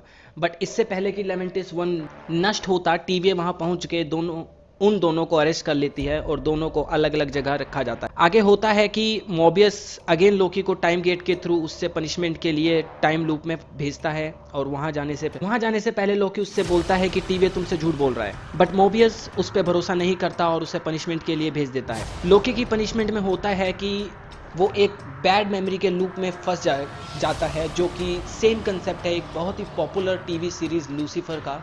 उसमें भी डेविल किसी को पनिश करने के लिए एक टाइम लूप में डाल देता है। तो लोकी की मेमोरी में होता यह है कि वहाँ लेडी सिर्फ आती है, उसे चाटा मारती है, घूसा मारती है और आगे निकल जाती है। ये लूप इन्फिनाइट टाइम तक चलता रहेगा, यही लोकी की पनिशमेंट है। आगे हम देखते हैं कि मोबियस लोकी के साथ साथ सेल्वी को भी इंटरोगेट करना चाहता है, बट जज रवोना उसे मना कर देती है। उसके बाद जब मोबियस बाहर आता है तो हंटर B50 उससे पूछती है कि लोकी ने तुम्हें कुछ कहा, तो मोबियस उससे बोलता है कि उसने एक ही बात बोली कि TVA झूठ बोल रहा है। आगे हम देखते हैं लोकी अपने टाइम लूप में फंसा हुआ है, बट इस बार जब सिर्फ आती है तो लोकी उससे माफी मांगता है। वो उसे बोलता है कि ये सब मैंने अटेंशन पाने के लिए किया, मुझे डर है शायद इस वजह से मैं जिंदगी भर अकेला रह जाऊंगा, और सिर्फ बोलती है कि तुम ये डिजर्व भी करते हो अकेला रहना, और वो चली जाती है। उसके बाद मोबियस आता है और बोलता है are you ready to talk. उसके बाद मोबियस इंटरोगेशन शुरू करता है और वो लोकी से पूछता है कि तुम कुछ बोल रहे थे, TVA झूठ बोल रहा है, उस बारे में कुछ बताओ। मगर वो बात टल जाती है और इस इंटरोगेशन का कुछ खास रिजल्ट नहीं आता, तो मोबियस लोकी को बताता है कि TVA ने सेल्वी को मार दिया है। ये सुन के लोकी इमोशनल हो जाता है और ऑलमोस्ट रोने वाला होता है। तभी मोबियस हंसने लगता है और कहता है तुम सेल्वी को पसंद करने लग गए हो, मगर लोकी इस बात को नकार देता है। उसके बाद लोकी उसे बोलता है कि कुछ बड़ा होने वाला है, लेकिन मोबियस बोलता है तुमसे बात करने का कोई फायदा नहीं, लेडीज सिर्फ को मेरा हाय कहना। लोकी बोलता है ठीक है मैं बताता हूँ, TVA तुमसे झूठ बोल रहा है कि उसने तुम्हें बनाया है, तुम सब वेरिएंट हो, तुम्हारी याददाश्त मिटा दी गई है और सिर्फ सेल्वी है जिसे पुरानी मेमोरीज रिकवर करना आता है, और उसी ने हंटर C20 को मेमोरीज को ठीक किया था। मोबियस सोच में पड़ जाता है, बट लोकी को उठा के वापस टाइम लूप में डाल दिया जाता है। लेकिन जाते जाते लोकी बोलता है कि TVA में जितने भी झूठे हैं उन सब में तुम सबसे बड़े झूठे हो, क्योंकि तुम खुद से झूठ बोल रहे हो। आगे देखते हैं कि हंटर B15 बहुत गुस्से में है और वो सेल्वी से मिलने जाती है और उसके बाद सेल्वी से बोलती है मेरे पीछे आओ, और वो उसे अपने साथ लेके कहीं चली जाती है। आगे हम देखते हैं कि मोबियस जज रिवोना के साथ बैठा है, किसी सोच में डूबा हुआ है। होता यह है कि लोकी का केस क्लोज हो चुका है और मोबियस उसे बोलता है कि तुम मुझे सेल्वी को इंटरोगेट क्यों नहीं करने दे रही। जज रिवोना उसे बोलती है क्योंकि तुम्हारी वजह से लोकी वेरिएंट भागा था इसलिए, और सेल्वी के साथ कोई रिस्क नहीं लेना चाहती। उसके बाद जज रिवोना उसे पूछती है कि अगर तुम्हें एक मौका मिले टाइम में किसी भी समय में कहीं भी जाने का, तो तुम कहाँ जाना चाहोगे। मगर मोबियस बात को टाल देता है और वो जज से पूछता है कि हंटर C20 के साथ जो भी कुछ हुआ तुम्हें कब पता चला। लेकिन जज रिवोना बहुत ही अजीब सा जवाब देती है कि जस्ट बिकॉज तुम मेरे फेवरेट हो, मैं तुम्हें प्रोटेक्ट करना चाहती थी, इसलिए तुम्हें C20 से नहीं मिलने दिया। लेकिन मोबियस उसे कन्विंस नहीं होता और वो थोड़ी चालाकी दिखाता है और जज से बोलता है कि तुम ये ट्रॉफी कहाँ रखोगी, और जज का ध्यान बटा देता है और इतनी देर में अपना टाइम पैड जज रिवोना के टाइम पैड से एक्सचेंज कर देता है। उसके आगे हम देखते हैं कि हंटर B15 सेल्वी को वहीं रॉक्स कार्ट के पास लेके जाती है और उससे पूछती है जब तुम्हें मुझे वश में किया था मुझे कुछ दिखा था, तुमने क्या किया मेरे दिमाग के साथ? सेल्वी बोलती है मैंने कुछ नहीं किया, बस तुम्हारा पास तुम्हें दिखाया कि तुम टीवीएस से पहले क्या थी। मगर अगेन हंटर B15 को लग रहा है कि सेल्वी झूठ बोल रही है, मगर सेल्वी एक बार फिर से उसे उसकी पुरानी लाइफ फिर से उसे दिखाती है। उसे देख के हंटर B15 बहुत ज़्यादा इमोशनल हो जाती है और समझ जाती है कि हाँ, time keepers are the real villain. TV जो भी है वो सिर्फ एक दिखावा है। उससे पहले उनकी भी कुछ लाइफ थी, वो लोग बहुत खुश रहते थे। उसके बाद हम देखते हैं कि मोबियस ने जो टाइम पैड चुराया था उसमें वो हंटर C20 की फाइल खोलता है, जिसमें वो देखता है कि हंटर C20 भी वही सब बोलती है जो लोकी ने उसे बताया था। मतलब लोकी ने जो भी कुछ कहा वो सब सच था। और वो देखता है कि हंटर C20 अपने आप नहीं मरी, बल्कि उसे जज रिवोना ने मारा है। मोबियस सीधा लोकी के पास जाता है और उससे बोलता है कि मुझे तुम पर भरोसा है, तुमने जो भी कुछ कहा वो सही था, और लोकी को टाइम लूप में बाहर लेके आता है। लेकिन वो देखता है कि जज रिवोना वहां TVA के ऑफिसर्स के साथ खड़ी है। उसके बाद मोबियस जज से बोलता है तुमने मुझसे पूछा था कि मैं कहाँ जाना चाहूँगा, अगर मुझसे मौका मिला तो मैं वहीं जाना चाहूँगा जहाँ से मैं बिलोंग करता हूँ, और शायद मेरे पास एक जेट स्की भी थी और मैं अपनी जेट स्की को दोबारा चलाना चाहूँगा। लेकिन जज उसे मोबियस को मरवा देती है और लोकी को वहाँ से लेके निकल जाती है। उसके बाद वो पहुँचती है सेल्वी के पास, जहाँ वो हंटर B15 के लिए भी अलर्ट जारी कर देती है, क्योंकि उसे पता चल जाता है कि सेल्वी से लास्ट मिलने वाली वही थी। इसका मतलब उसने भी सब पता है, और वो सेल्वी को लेके और लोकी को लेके टाइम कीपर्स के पास जाती है। तो सेल्वी, जज और लोकी तीनों लिफ्ट में होते हैं और सेल्वी जज से पूछती है कि तुमने मुझे अरेस्ट किया था, मेरी क्या गलती थी? जज रिवोना बोलती है मुझे याद नहीं। उसके बाद तीनों टाइम कीपर्स के आगे पहुंचते हैं। उसके बाद लोकी, सेल्वी और टाइम कीपर्स के बीच में बहस होती है। तब टाइम कीपर उससे बोलते हैं कि हमें तुम्हारे होने ना होने से कोई फर्क नहीं पड़ता। सेल्वी उनसे कहती है कि तुम्हें फर्क पड़ता है, तुम डरते हो हमसे। लेकिन टाइम कीपर्स वहां ऑर्डर देते हैं कि खत्म कर दो इन्हें, मार दो इनको। तभी उन्हें मारने वाले होते हैं कि हंटर B15 वहां आके उन्हें आज़ाद कर देती है, और लोकी और सेल्वी, जज रिवोना एंड मिनटमैन के बीच लड़ाई होती है और दोनों मिलके एक टाइम कीपर्स की गर्दन काट देते हैं। तब पता चलता है कि टाइम कीपर्स है ही नहीं, ये तो कुछ रोबोट्स हैं, ये तो बस कठपुतलियां हैं। दोनों बहुत ज़्यादा कंफ्यूज होते हैं। तभी लोकी सेल्वी को अपनी फीलिंग्स बताने वाला होता है कि जज रिवोना लोकी को भी मिटा देती है, और तभी सेल्वी जज रिवोना से वो छड़ी या डिवाइस जो भी है उसे छीन लेती है और उससे मारने ही वाली होती है। जज रिवोना कहती है ठीक है, डू इट, मार डालो मुझे। लेकिन सेल्वी बोलती है कि नहीं, अब तुम्हें मुझे सब बताना होगा। और उसके बाद एपिसोड खत्म। उसके बाद इस एपिसोड में हमें एक पोस्ट क्रेडिट सीन भी देखने को मिलता है, जहां हम देखते हैं कि लोकी दरअसल मरा नहीं है। वो कहीं पे उठता है और पूछता है क्या मैं मर चुका हूँ? लेकिन उससे एक आवाज आती है अभी नहीं, बट अगर हमारे साथ नहीं जाओगे तो जरूर मारे जाओगे। फिर हमें दिखते हैं 3 लोग। राइट में लोकी है, बीच में एक बच्चा है और एक वाइकिंग है, और एपिसोड खत्म हो जाता है। गाइज, एपिसोड काफी हाइप बनाता है और एंड क्रेडिट ने अगले एपिसोड के लिए जो हाइप बनाई है वो ऑसम। आज के लिए बस इतना ही। वीडियो आपको कैसी लगी कमेंट में जरूर बताइएगा। वीडियो को लाइक और शेयर करना मत भूलना, क्योंकि आपके सपोर्ट की बहुत ज्यादा जरूरत है। तब तक के लिए थैंक्स फॉर वॉचिंग।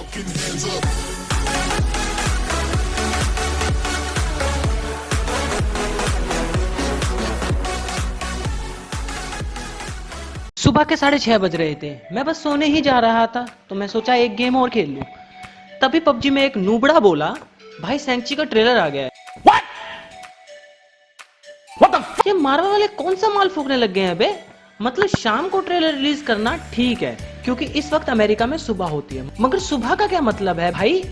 और सिर्फ ट्रेलर के टाइम को लेके ही नहीं, ट्रेलर में भी ऐसा बहुत कुछ था जो सरप्राइजिंग था, जो एक्सपेक्ट नहीं किया था। मतलब कि 2008 के बाद अब हमें एबोमिनेशन देखने को मिलेगा। मेरा तो आज का प्लान था कि मस्त होकर उठूंगा और उसके बाद एक रोस्टिंग वीडियो बनाऊंगा, लेकिन डिज्नी वालों ने बोला ऐसा कैसे रे बाबा, ये लोग वैसे तो कुछ रिलीज नहीं करेंगे, लेकिन जिस दिन बंदे को काम होगा उस दिन ये भी उंगली करेंगे।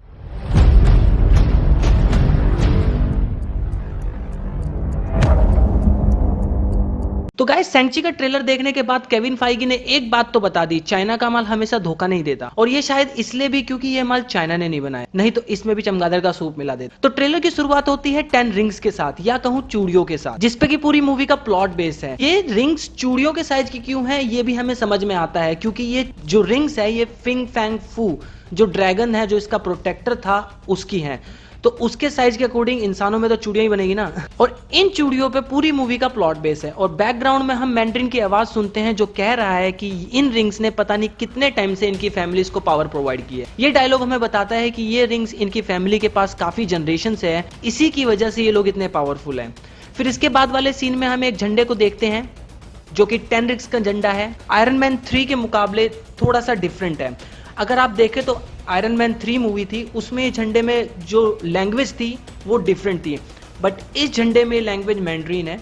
मुझे अच्छे से तो लैंग्वेज नहीं आती, लेकिन जहाँ तक लगता है इस मूवी के अंदर हर रिंग का नाम लिखा हुआ है। तलवारें भी इस झंडे में थोड़ी सी मुड़ी हुई हैं और इन्हीं तलवारों का इस्तेमाल मैंड्रीन के चमचे करते हैं। फिर इसके बाद वाले सीन में 10 रिंग्स देखने को मिलती है, लेकिन इस बार जबरदस्त एक्शन, और इन्हें रिंग की जगह चूड़ियां कहना ज्यादा बेहतर होगा। क्या फर्क पड़ता है, मैंने भी चूड़ियों से बहुत मार खाई है, और इन्हें देख के ये भी समझ आ रहा है कि ये चूड़ियां थोड़ी अलग पावर रखती है मार्वल कॉमिक्स की 10 रिंग से। बिकॉज अगर आप 10 रिंग्स को ध्यान से देखें तो वो हमको लगभग इन्फिनिटी स्टोन वाली फीलिंग देती है, लेकिन इन चूड़ियों में हमने मैंड्रीन को यूज करते हुए देखा है, जैसे कि इन चूड़ियों को फेंक के वापस समन कर सकता है, जैसे कि थॉर का म्योनीर, और मैंड्रीन इन्हें चाबू के हंटर की तरह भी इस्तेमाल कर सकता है और शॉक वेव्स भी जनरेट कर सकता है, जो कि हमें इस सीन में देख सकते हैं। और इस ट्रेलर में मैंड्रीन और सेंग-ची के फादर एंड सन वाले रिलेशनशिप को भी थोड़ा बहुत एक्सप्लोर किया है। बेसिकली मैंड्रीन चाहता है कि उसका बेटा सेंग-ची इतना पावरफुल बने कि इन रिंग्स को इनहेरिट कर सके, और जैसे कि जवानी में लौंडों का अपने भी सपने होते हैं और माँ बाप को वो कुछ नहीं समझते, सेंग-ची के भी सब कुछ अपने सपने हैं, कुछ ड्रीम्स हैं, कुछ मोरल्स हैं, और इन सब के ऊपर वो अपने बाप को बुरा समझता है, तो इसलिए वो ये काम नहीं करना चाहता। और इसके बाद हम एक आइलैंड का शॉट देखते हैं जिसके बीच में एक ऑरेंज कलर का कुछ ग्लो कर रहा है, जो कि आगे जाके ट्रेलर में पता चलता है, और इसके बाद सेंग-ची को यहाँ पहुंचते हुए भी देख सकते। फिर नेक्स्ट शॉट में सेंग-ची की माँ को देखते हैं, जो कि सेंग-ची को ये समझाती है कि कैसे वो अपने माँ और बाप दोनों के गुण रखता है, चाहे उसका बाप कितना भी बुरा क्यों ना हो। और आगे ट्रेलर में हम देखते हैं कि सेंग-ची की माँ के पास भी कुछ पावर्स हैं, शायद ये लोग अपनी पावर्स को ची भी कर सकते हैं। फिर इससे अगले कुछ शॉट्स में हम सेंग-ची की मदर को उससे बचपन में ही ट्रेनिंग देते हुए देखते हैं। फिर इससे अगले कुछ शॉट्स में हम वही सब चीजें देखते हैं जो कि हमने लास्ट ट्रेलर में भी देखी थी, कैसे वो अपने ही लौंडों को अपने आदमियों से पिटवाता है। सीरियसली इन्हें अपने ही लौंडे कूटने के लिए आदमी रखने पड़ते हैं? ये काम तो हमारे पापा खुद कर लेते थे। फिर इसके नेक्स्ट सीन में हमें वो बिल्डिंग वाली एपिक फाइट देखने को मिलती है, और इस सीन को देख के पता चलता है कि इस मूवी में कमाल का एपिक मार्शल आर्ट देखने को मिलने वाला है। फिर इसके बाद वाले सीन में हम एक हेलीकॉप्टर को देखते हैं जो कि पहाड़ियों के बीच से होता हुआ 10 रिंग्स के बेस पे पहुंचता है, और इस हेलीकॉप्टर में मैंड्रीन, सेंग-ची, उसकी बहन केटी और रेजर फिस्ट हैं। फिर उसके बाद सेंग-ची की बचपन की कुछ यादें देखने को मिलती है, कैसे उसके बाप ने एक बच्चे के सामने किसी को टॉर्चर किया और उसे कैसे बचपन में ट्रॉमेटाइज किया।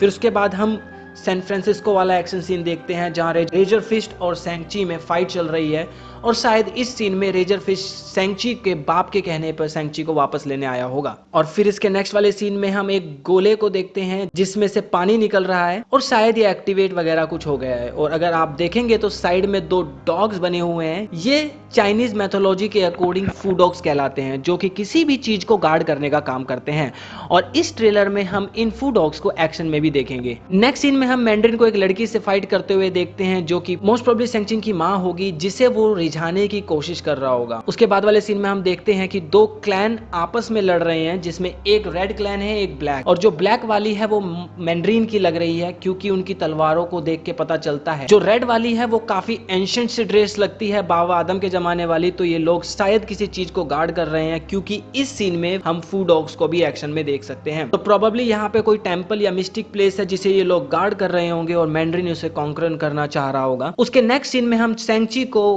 केज फाइट के लिए रेडी होते हुए देख सकते हैं। फिर उसके बाद एक बहुत ही इंटरेस्टिंग सीन देखने को मिलता है, जिसके अंदर वो पानी के अंदर है जहां व्हाइट ड्रैगन था, जो पहले गेस किया जा रहा था कि मार्वल कॉमिक्स का पॉपुलर कैरेक्टर फिंग फैंग फू है। मार्वल कॉमिक्स में कुछ भी पॉपुलर होता है बे। यही वो ड्रैगन है जो 10 रिंग्स को गार्ड करता था, बट रिसेंटली जो मार्वल के टॉयज आए हैं सेंग-ची को लेकर, उसमें ये क्लियर कर दिया है कि ये फिंग फैंग फू नहीं है, इस ड्रैगन का नाम द ग्रेट प्रोटेक्टर है, तो ये किसी चीज को प्रोटेक्ट कर रहा है। और इस सीन में अगर हम ध्यान से देखते हैं तो ये उसके नॉर्मल वाले कपड़े नहीं बल्कि कॉम्बैट वाला रेड एंड ब्लैक ड्रेस है। तो प्रोबेबली ये सीन एंड का होगा जहां अपना हीरो कमजोर पड़ने लगता है और उसकी हिम्मत टूटने लगती है, फिर वो कुछ ड्रीम देखता है, कुछ सोचता है, उसके बाद बाउंस बैक करता है अपनी पूरी ताकत के साथ। शायद प्रोबेबली लास्ट में होगा। और उसके बाद आता है पूरे ट्रेलर में एपिक सीन में से एक सीन जहां पे सेंग-ची और मैंड्रीन स्क्रीन में फाइट हो रही है और सैंची ने अपने पावर का यूज करके 10 में से 5 रिंग्स पे कंट्रोल कर लिया है, यानी पापा की चूड़ियां तो गई। और हम क्लियरली देख सकते हैं उन 5 रिंग्स को जो येलो कलर में दिख रही है। फिर उसके बाद वाले सीन में हम दिखता है अबोमिनेशन। हाँ, ये वही अबोमिनेशन है जो 2008 वाली हल्क मूवी के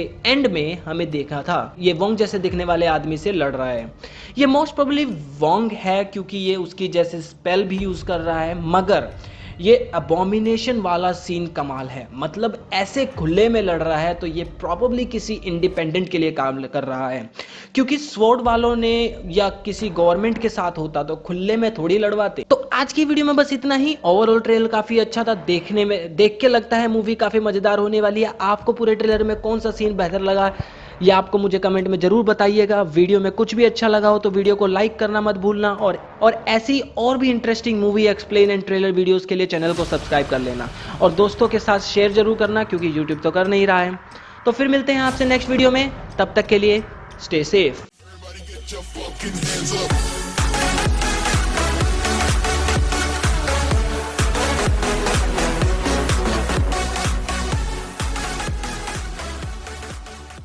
guys finally Venom let there be Carnage का ट्रेलर आ चुका है और इस बार तो एंडी सर्किस साहब इसे डायरेक्ट कर रहे हैं, जिन्हें हम काफ़ी सारे कैरेक्टर्स का मोशन कैप्चर देने के लिए भी जानते हैं, जिसमें मेरा फेवरेट एवेंजर का हल्क भी है। तो चलिए शुरू करते हैं। तो ट्रेलर की शुरुआत होती है सैन फ्रांसिस्को, जहां हमारी लास्ट मूवी एंड हुई थी और ये मूवी सेट है 1.5 साल बाद के टाइमलाइन में। फिर हम देखते हैं कैसे एडी वेनम के साथ एडजस्ट करना सीख रहा है और दोनों एडी के वही पुराने अपार्टमेंट शेयर करते हैं, और यहीं पे एक दीवार पे क्लियरली लिखा है इंसानों को नहीं खाना। इसलिए अगर आप देखें तो नेक्स्ट सीन में ही हमें कुछ मुर्गियां भी देखने को मिलती है, जिससे पता चलता है वेनम का बहुत बड़े वाला काट चुका है। समझ रहे हो?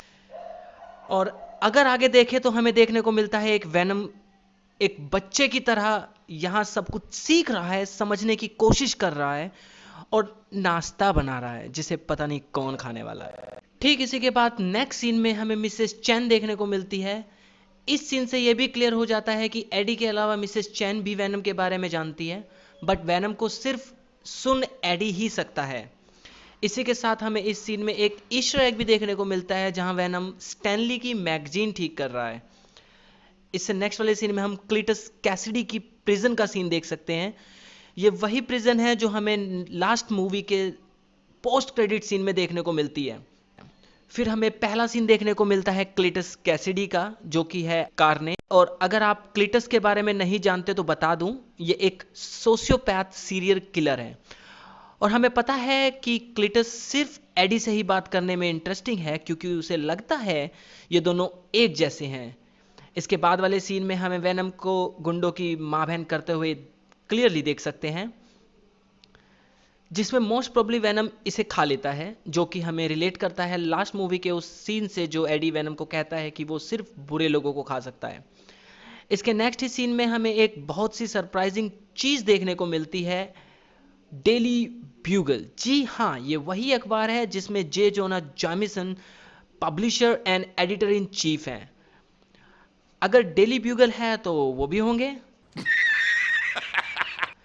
मूवी के डायरेक्टर ने ये बात भी कंफर्म की है कि अभी इस स्टेज तक मूवी के कैरेक्टर्स को बाकी किसी कैरेक्टर की एग्जिस्टिंग के बारे में जानकारी नहीं है, जैसे कि स्पाइडरमैन, मॉबियस, वल्चर वगैरह वगैरह।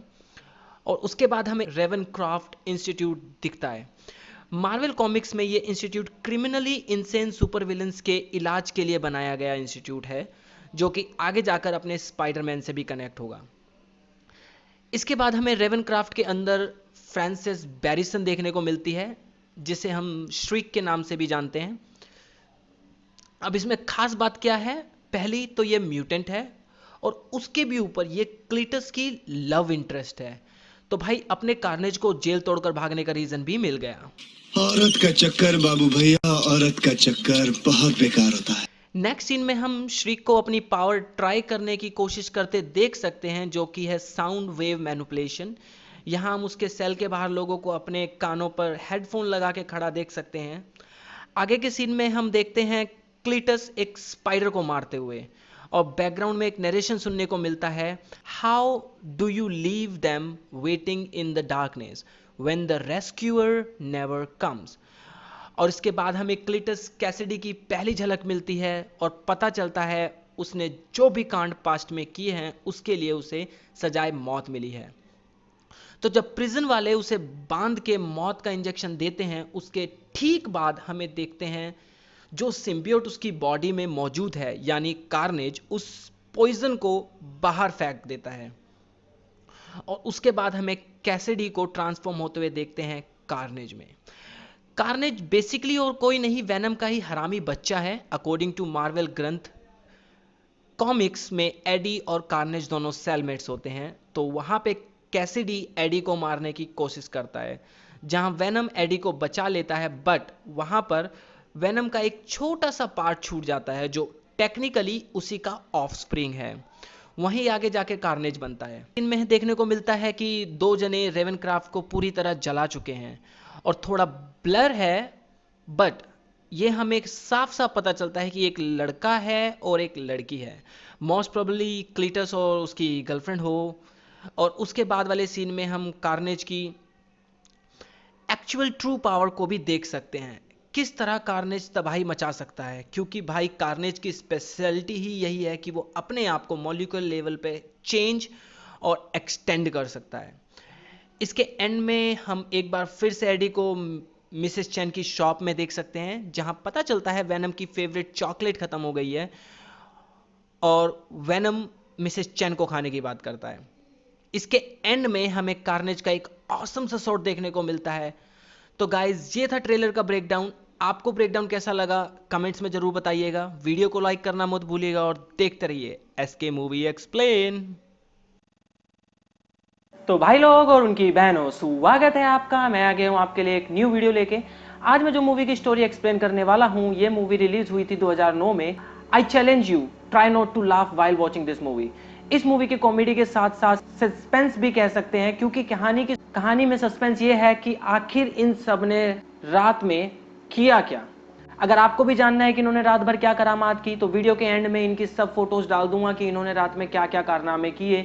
ये वीडियो को लास्ट तक जरूर देखना, उसके बाद आपको हर पिक का रिलेशन भी मिल जाएगा कि ये उन्होंने कब खींची होगी। वीडियो शुरू करने से पहले आपसे एक छोटी सी रिक्वेस्ट है, अगर आपने अभी तक चैनल को सब्सक्राइब नहीं किया है तो प्लीज सब्सक्राइब कर लें, ताकि अगली बार वीडियो की नोटिफिकेशन आपको भी मिल सके। तो चलिए शुरू करते हैं।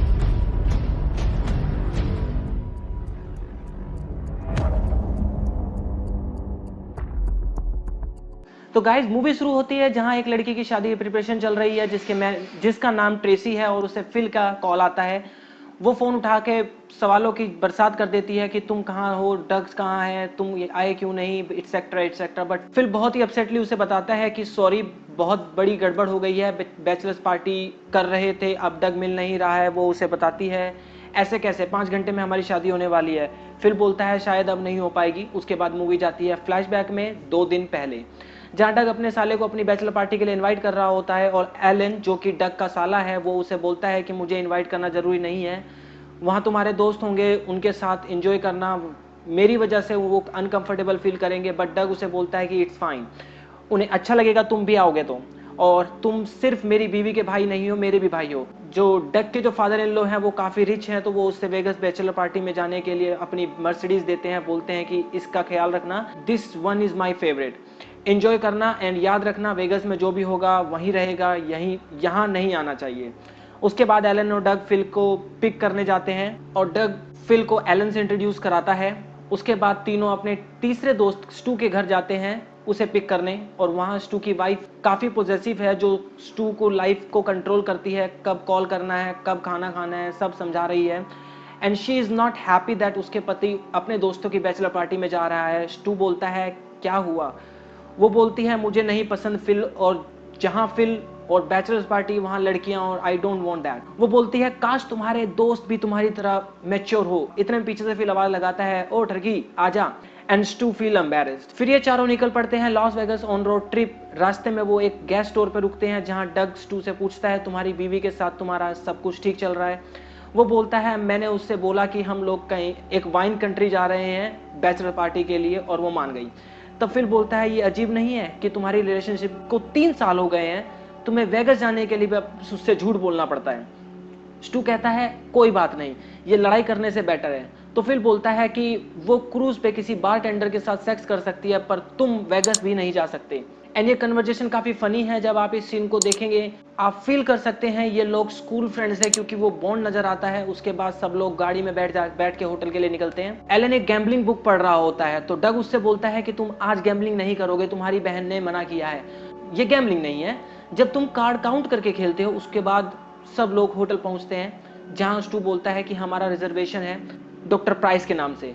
तो फिल बोलता है डॉक्टर प्राइस तुम एक डेंटिस्ट हो और डेंटिस्ट डॉक्टर नहीं होते, इंप्रेशन मारना बंद कर। उसके बाद रिसेप्शनिस्ट कंफर्म करती है कि हाँ सर आपकी बुकिंग है 2 रूम्स की, जिस पे फिल पूछता है कि आपके पास कोई विला है, जिस पे स्टू बोलता है तुम्हें अभी तक रूम भी नहीं देखा है और तुम विला की बात कर रहे हो, हम कोई बात नहीं बेड शेयर कर सकते हैं। जहाँ एलन बोलता है इट्स फाइन बट मैं फिल के साथ बेड शेयर करूंगा। फिल मना कर देता है तो रिसेप्शनिस्ट बोलती है हमारे पास विला है बट उसका रेंट $4200 पर नाइट है एक रात का, जिस पे फिल ओके बोलता है बट स्टू मना कर देता है। वो बोलता है कि मेरी गर्लफ्रेंड मेरी बैंक स्टेटमेंट चेक करती है, हम इसे बुक नहीं कर सकते। तो रिसेप्शनिस्ट बोलती है दैट्स फाइन, हम चार्ज नहीं करेंगे, हम सिर्फ कार्ड इन्फॉर्मेशन रखते हैं, चार्ज चेकआउट पे करेंगे, तब आप कैश कर सकते हो। और वो विला बुक कर लेते हैं और अपने विला में जाकर बहुत खुश होते हैं, रेडी होने लगते हैं शाम के लिए। उसके बाद स्टू सबको बताता है कि वो मेलिसा को प्रपोज करने वाला है शादी के लिए, ठीक डिल्स की शादी के बाद। जिस पे फिल बोलता है बड़ी दोबारा सोच ले, ये लड़की तेरी जिंदगी हेल्प बना देगी। बट डग बोलता है congrats buddy, that don't listen to him, we are happy. और वो सब लोग टेरेस पे चले जाते हैं पार्टी करने, जहाँ का डोर सिर्फ और सिर्फ अंदर से खुल सकता है। अगर डोर एक बार बंद हो गया तो आप उस टेरेस से ओपन नहीं कर सकते। उसके बाद वो लोग पार्टी करना शुरू करते हैं और थोड़ी बहुत बकचोदी करते हैं। और वहाँ एलन अनाउंस करता है कि हम लोग फ्रेंड्स नहीं एक वुल्फ पैक हैं, ब्ला ब्ला ब्ला। एंड उसके बाद सीधा सुबह होती है। एंड माँ कसम रूम की हालत देख के मेरी भी एक बार फटके हाथ में आ गई थी कि साला रात में हुआ क्या है। उसके बाद एलन की आंख खुलती है और वो बाथरूम में जाता है जहां उसे एक टाइगर बैठा मिलता है। उसकी फट जाती है और वो बाहर आके सबको बताता है कि बाथरूम में एक टाइगर है, बाथरूम मत जाना। बट वो लोग उसका विश्वास नहीं करते। तो फिल जाके देखता है और वो भी डर जाता है और बोलता है कि साला 15th फ्लोर पे टाइगर आया कहाँ से।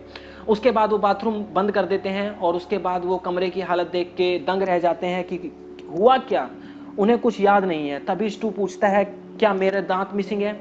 उसके बाद वो अपने आप को शीशे में देखता पैनिक हो जाता है कि फिल उसे शांत करता है और बोलता है एलन को बोलता है जाओ डग को उठाओ और अपन लोग यहाँ से खिंच सकते हैं इससे पहले कि हाउसकीपिंग वाले आए। मगर एलन कहता है डग यहाँ नहीं है, मैंने सब जगह देख लिया है। उसके बाद उसके बेड का गद्दा भी नहीं है।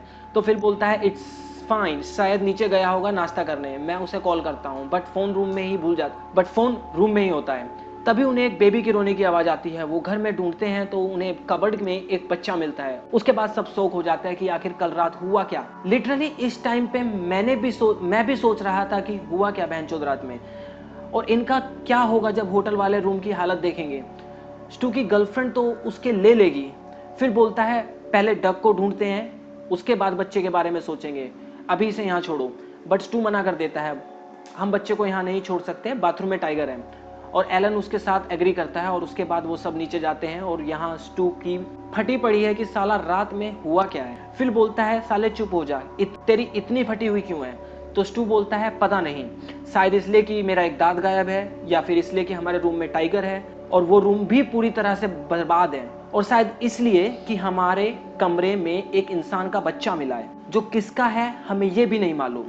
तो एलन बोलता है मुझे नहीं लगता तुम्हें बच्चे का कर्ज करना चाहिए। उस पे स्टू बोलता है मुझे नहीं लगता कि बच्चा तुम्हारे पास होना भी चाहिए। उसके बाद सब नीचे पूल पे पहुंचते हैं जहां फिल और एलन बकचोदी कर रहे होते हैं और स्टू वहां पे आके बताता है कि मैंने सब जगह ढूंढा, मुझे डग कहीं नहीं मिला। उसके बाद फिल बोलता है शांत हो जा, जूस पी, वो मिल जाएगा, कोई बच्चा नहीं है, पहले ये बताओ कि तुम्हें लास्ट क्या याद है। जहां वो सब बोलते हैं कि उन्हें लास्ट यही याद है कि वो रूफ पे पार्टी कर रहे थे और दारू पी रहे थे। तो फिल बोलता है कि हमें लास्ट 10 PM याद है, उसके बाद के 12 घंटे हमें याद नहीं क्या हुआ। तभी एलन को उसकी जेब से स्टू का दांत मिलता है। तभी फिल बोलता है दैट्स अ गुड आइडिया, अपनी जेब चेक करो, शायद कुछ क्लू मिल जाए। तो स्टू को अपनी जेब से एक रिसिप्ट मिलती है 11 PM की, $800 की। उसकी गांड फट जाती है कि साला अब अपनी गर्लफ्रेंड को क्या बोलूंगा।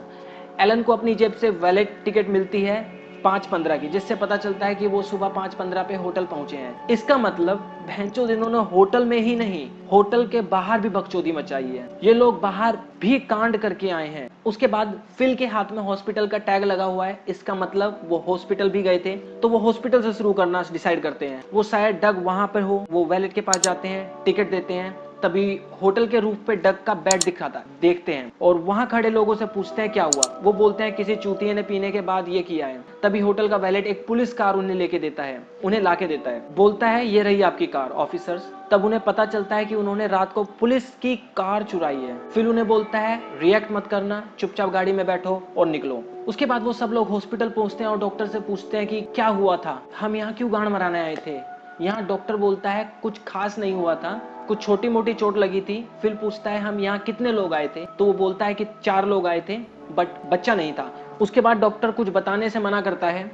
फिर उसे कुछ पैसे देता है कुछ सवालों के जवाब के लिए, तो डॉक्टर मान जाता है और उसकी मेडिकल फाइल निकालता है, बताने लगता है। तो स्टू बोलता है क्या मैं देख सकता हूँ, मैं भी डॉक्टर हूँ। डॉक्टर बोलता है चुप करो बे, हमको पता है ये बकचोदी कल रात 1500 बार कर चुके हो और तुम सिर्फ डेंटिस्ट हो, वहीं रहो, ज्यादा चौधरी बनने की जरूरत नहीं है, नहीं तो पेले जाओगे। उसके बाद डॉक्टर बताता है कि उनका ब्लड रिपोर्ट भी आ गई है जिसपे रूफिलिन मिला है। तो चलो थोड़ा ज्ञान झाड़ते हैं। ये रूफिलिन जिसे डेट रेप ड्रग भी कहते हैं, जिसे लेने के बाद इंसान को कुछ याद नहीं रहता है, जो कि इनके साथ हुआ है। तो फिल बोलता है क्या मेरा रेप हुआ है, वो कहता है नहीं, बट किसी ने तुम्हें ड्रग्स दी है इसलिए तुम्हें कुछ याद नहीं है। तो एलन बोलता है हम में से किसी को कुछ याद नहीं है। तो फिल बोलता है ऐसे कैसे हो सकता है कि कोई हम सबको ड्रग दे एक साथ। डॉक्टर बोलता है वो मेरी प्रॉब्लम नहीं है, अपना रायता खुद समेटो। तब स्टू पूछता है आपको और कुछ याद है, हम क्या बोल रहे थे। तो डॉक्टर बोलता है हाँ तुम किसी शादी के बारे में बात कर रहे थे। तो स्टू बोलता है हाँ हमारे फ्रेंड की कल शादी है तो हम उसी की बात कर रहे होंगे। डॉक्टर कहता है नहीं, तुम किसी शादी से आ रहे थे कहीं, द बेस्ट लिटिल चैपल।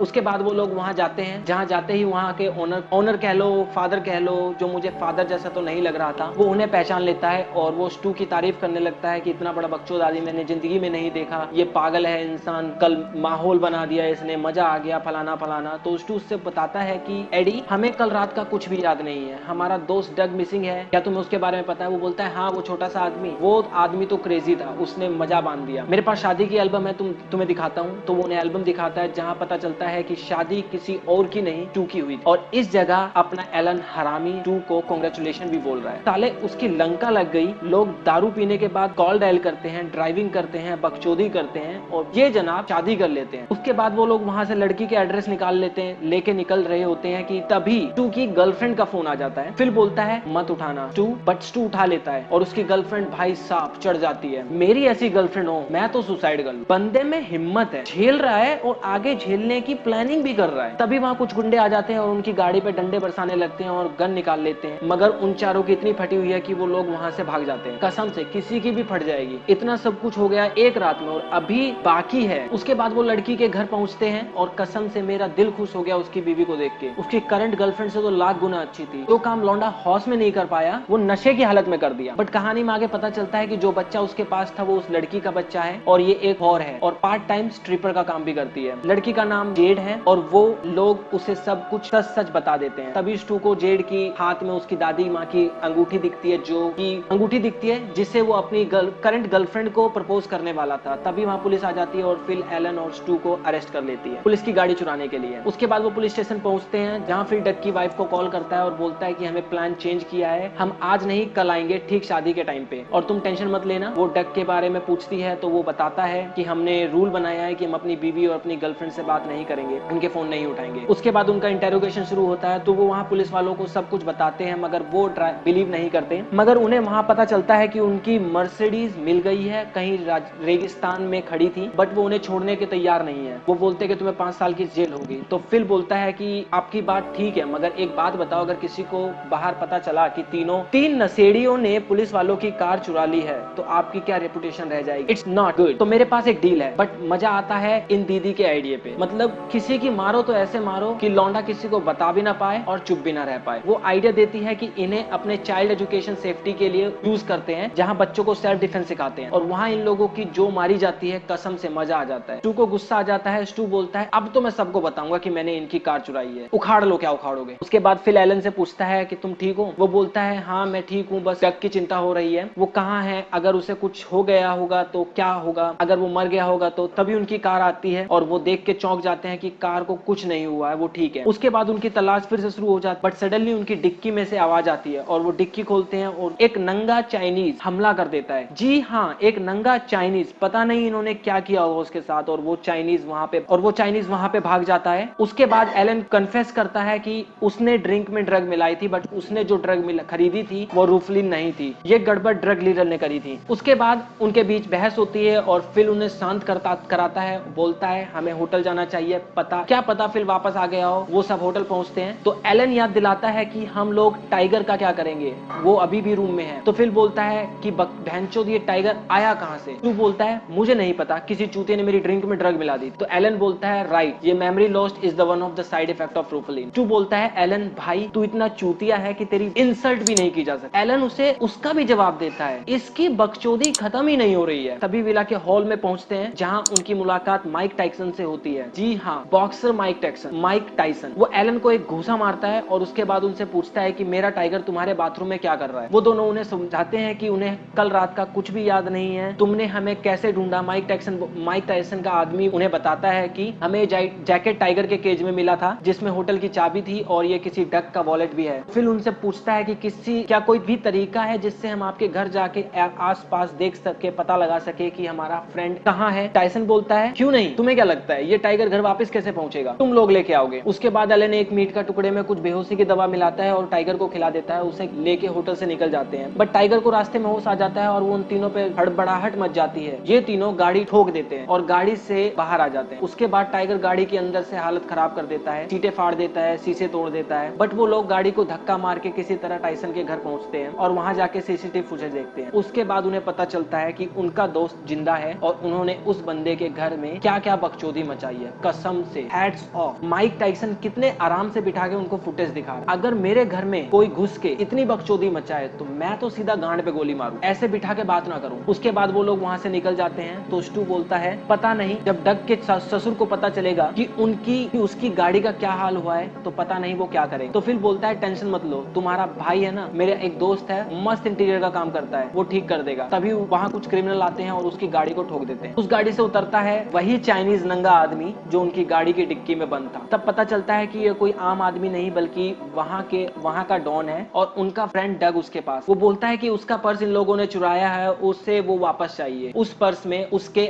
$80,000 थे। वो उसे समझाने की कोशिश करते हैं कि शायद कोई गलती हुई है, वो दोनों पर्स सेम है इसलिए गलती से उठा लिया होगा, बट वो पर्स उनके पास नहीं है। बट वो बोलता है कल सुबह वो पर्स लेके डिजर्ट में पहुंच जाओ, नहीं तो तुम्हारा फ्रेंड नहीं मिलेगा। और वो चला जाता है। उसके बाद होटल पहुंचते हैं और वो पर्स ढूंढते हैं, बट वो पर्स तो नहीं मिलता, बट उन्हें मिलती है बुक ब्लैक जैक। ये वही बुक है जो एलन गाड़ी में पढ़ रहा था। तो वो लोग डिसाइड करते हैं कि वो लोग पोकर खेलने जाएंगे। उसके बाद ये दोनों दो टीम में कैसीनो में जाते हैं और एक टीम में एलन और फिल, दूसरी टीम में स्टू और उसकी करंट बीवी जिसके साथ उसने नशे में शादी कर ली, और वो खेलना शुरू करते हैं। तो प्लान ये था कि जैसे ही किसी को शक होगा स्टू की वाइफ उनका ध्यान बटाएगी ताकि एलन और फिल वहां से निकल जाए, और वो लोग वहां से $82,400 जीत के निकल जाते हैं। वो पहुंचते हैं डिजर्ट में पैसे देने। वहां उन्हें पता चलता है कि उस बंदे के पास वो ड्रग डीलर था जिसने एलन को ड्रग बेची और उसका नाम भी डग था। वो चाइनीज वहां से चला जाता है। तो फिल डिसाइड करता है कि शादी में अब सिर्फ 5 घंटे रह गए हैं, अब हमें उसकी वाइफ को कॉल करना चाहिए। तो स्टोरी पहुंच जाती है प्रेजेंट में जहां हमारी मूवी शुरू हुई थी। तो फिल डग की वाइफ ट्रेसी से बात कर रहा होता है। उधर टू उस ड्रग डीलर से पूछा है कि तुम कैसे किडनैप हो गए। वो बोलता है कि कल मैं तुम्हारे साथ घूम रहा था, उन्हें लगा मैं तुम्हारे साथ हूँ, और तुम्हें पता है इस ड्रग को रूफलिन क्यों कहते हैं? इसे लेने के बाद जब तुम उठते हो या तो तुम रूफ पे होते हो या फ्लोर पे। तभी स्टू को कुछ याद आता है और वो फिल को ट्रेसी को बताने से रोक लेता है और फोन छीन के ट्रेसी से बोलता है कि हम लोग टाइम पे पहुंच जाएंगे, डोंट वरी। और वो होटल की तरफ निकल पड़ते हैं। किसी को कुछ समझ नहीं आता है क्या हुआ। तब स्टू फिल को बताता है तुम्हें याद है तुमने सुबह डग का मैट्रेस देखा था जो स्टैचू पे लटका हुआ था? फिल कहता है हाँ, क्योंकि हमने उसको खिड़की से बाहर फेंक दिया था। स्टू बोलता है ऐसा हो ही नहीं सकता क्योंकि वेगस के होटल्स की खिड़की नहीं खुलती। इट्स पॉसिबल डग ने वो मैट्रेस वहां पर डाला होगा हमें सिग्नल देने के लिए। तो एलन उनसे पूछता है क्या कोई मुझे बताएगा कि डग कहाँ है? तो वो उसे बताते हैं कि डग रूफ पे है, यानी कि टेरेस पे, क्योंकि समर कैंप में हम ऐसा प्रैंक करते थे। तो शायद हम लोगों ने उसे उसके मैट्रेस को उठा के रूफ पे ले गए होंगे प्रैंक करने के लिए। हम समर कैंप में ऐसा उसके साथ कई बार कर चुके हैं। उसके बाद वो उसे रूफ पे ढूंढ लेते हैं। उसके बाद वहीं दोस्तों वाली बकचोदी, झूठ मूठ की लड़ाई, और उसके बाद वो निकल पड़ते हैं शादी के लिए। निकलने से पहले स्टू अपनी करंट बीवी को बाय बोलता है और वो उससे उसकी रिंग वापस कर देती है। उसके बाद वही प्यार की बातें, मिलने के वादे, और वो निकल जाते हैं शादी के लिए। रास्ते में डग उन्हें बताता है कि जब वो सुबह उठा था तो उसके पास $80,000 थे और वो टाइम पे पहुंच जाते हैं। उसके बाद डग शादी करता है और पार्टी शुरू होती है, जहां स्टू की गर्लफ्रेंड पहुंच जाती है और उस पे चिल्लाना शुरू कर देती है और वहीं पे सवाल जवाब शुरू कर देती है। वो बोलती है कि मैंने वहां कॉल किया था जहां तुम रुकने वाले थे, बट उन्होंने बोला कि तुम वहां गए ही नहीं थे, तुम थे कहां? जहां पूरी पार्टी में स्टू को अम्बेलेंस लगता है और वो उसे ब्रेकअप कर लेता है और यहाँ हमारी कहानी का दी एंड होता है। वेट, इनके साथ आखिर पूरी रात हुआ क्या? उसकी फोटोज तो देखते जाओ। कमेंट मुझे जरूर बताना तुमने ये मूवी देखी या नहीं देखी, और देखी तो इस मूवी में सब आपका फेवरेट कैरेक्टर कौन सा था, और अगर अब तक नहीं देखी तो जाओ देखो दोस्तों। इसकी कहानी जितनी सुनने में इंटरेस्टिंग लगती है उससे कहीं ज्यादा मूवी देखने में एंटरटेन करती है। बाकी कहीं से भी इस चैनल पर आ गए हो तो चैनल को सब्सक्राइब करना मत भूलना, वीडियो को लाइक करना और अपने दोस्त के साथ शेयर करना मत भूलना। आज के लिए बस इतना ही, मिलता हूँ आपसे नेक्स्ट वीडियो में, तब तक के लिए स्टे सेफ।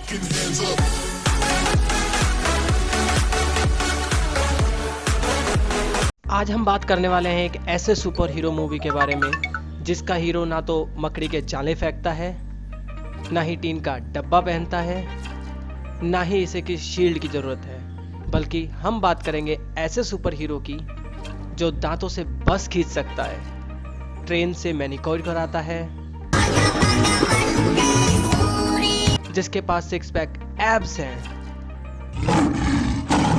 जो शेर की तरह दहाड़ता है, जिसका नाम है संपू बाबू। हेलो दोस्तों, मैं हूं आपका दोस्त सचिन। आज हम बात करने वाले हैं इंडिया की बेस्ट एक्शन मूवी की। चलिए शुरू करते हैं। तो मूवी शुरू होती है एक एक्सीडेंट के साथ, जिसमें ये बंदे का पैर ऑटो के नीचे दब गया है। सब लोग उसे निकालने की नाकाम कोशिश करते हैं। फिर सब अचानक सोचते हैं कि क्या करें। कोई कहता है एम्बुलेंस को फोन करें, कोई कहता है पुलिस को फोन करें। तब ये चूतिए सी शकल का, जी हाँ, ये मेंढक सी शकल का बोलता है एम्बुलेंस क्या करेगी? क्या करेगी? अबे चूतिया इसका इलाज करेगी। लेकिन नहीं, ये नहीं माना और इसने फोन किया संपू बाबू को। देखो वहाँ पे। और ये संपू बाबू आ गए हैं। आते ही उन्होंने सिगरेट पीते हुए इस आदमी की सिगरेट ले ली।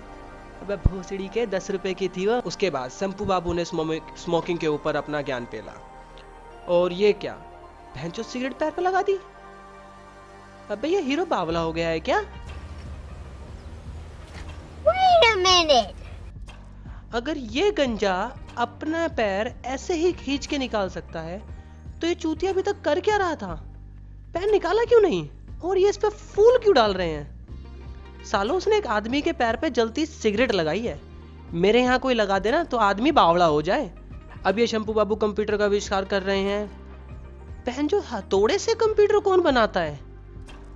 इससे ऐसे तो कंप्यूटर नहीं बनने वाला। जे बात, क्या बात है। 1 मिनट, बहन अब क्या जड़ी बूटियों से कंप्यूटर बनाएगा ये आदमी? जड़ी बूटी से कंप्यूटर? और इस आदमी ने कंप्यूटर बना भी लिया। मम्मी शाम को करेले का जूस बना देना, कंप्यूटर स्लो चल रहा है मेरा आजकल। गेस व्हाट, ये कंप्यूटर बिजली से नहीं पानी से चलता है।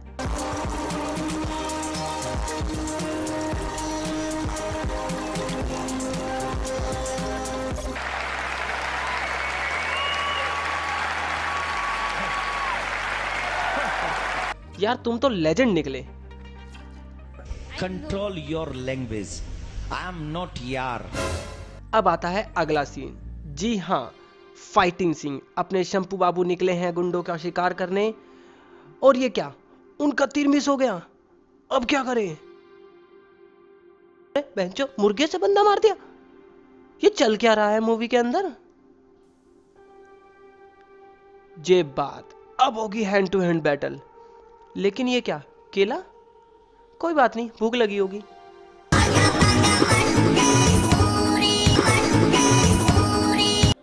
गला काट दिया, केले से गला काट दिया बहनचो। तो लड़कियों को पेपर स्प्रे फेंक कर बनाना रख लेना चाहिए। केला फेंक के बंदा मार दिया। अबे भोसड़ी के, वो केला है, चाकू नहीं कि फेंक के किसी को भी मार दो और वो मर जाए। और ये क्या चल रहा है? बुलेट डॉज कर रहा है या बुलेट इसे डॉज कर रही है?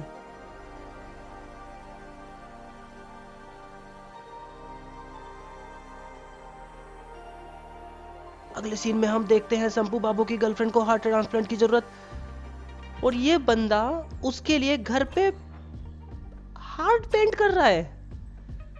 और ये क्या, उसकी गर्लफ्रेंड को जल्दी हार्ट ट्रांसप्लांट की जरूरत है। अचानक हमारे हीरो पे हमला हो जाता है, लेकिन संपू बाबू हार नहीं मानते। लेकिन ये लाल टी शर्ट वाला विलेन भी हार नहीं मानता और पीछे से हमला कर देता है। लेकिन ये क्या, इससे पहले कि वो मारे, वो हार्ट को इतना लंबा थ्रो फेंकते हैं कि हॉस्पिटल की खिड़की तोड़ के सीधा गर्लफ्रेंड के फिट हो जाए। बहनचोद, एलईडी वाला हार्ट? दिल में एलईडी कौन लगाता है बे? अगर आज सीमन फ्लेक्शनर, आइंस्टाइन और न्यूटन लोग जिंदा होते ना, तो फिर से हार्ट अटैक से मर जाते और इनको संपू बाबू वाला होममेड हार्ट लगाना पड़ता, एलईडी वाला। और मूवी का आखिरी सीन, यहां हम देखते हैं कि हीरो की मौत हो चुकी है और उसकी जीभ तक बाहर आ चुकी है। लेकिन तभी वो लाल टी शर्ट वाला विलेन फिर से आ जाता है और वो शंपू बाबू की गर्लफ्रेंड के बाल पकड़ के बोलता है, बुला अपने शंपू को। और ये क्या, मरा हुआ शंपू खड़ा हो गया है, कैसे?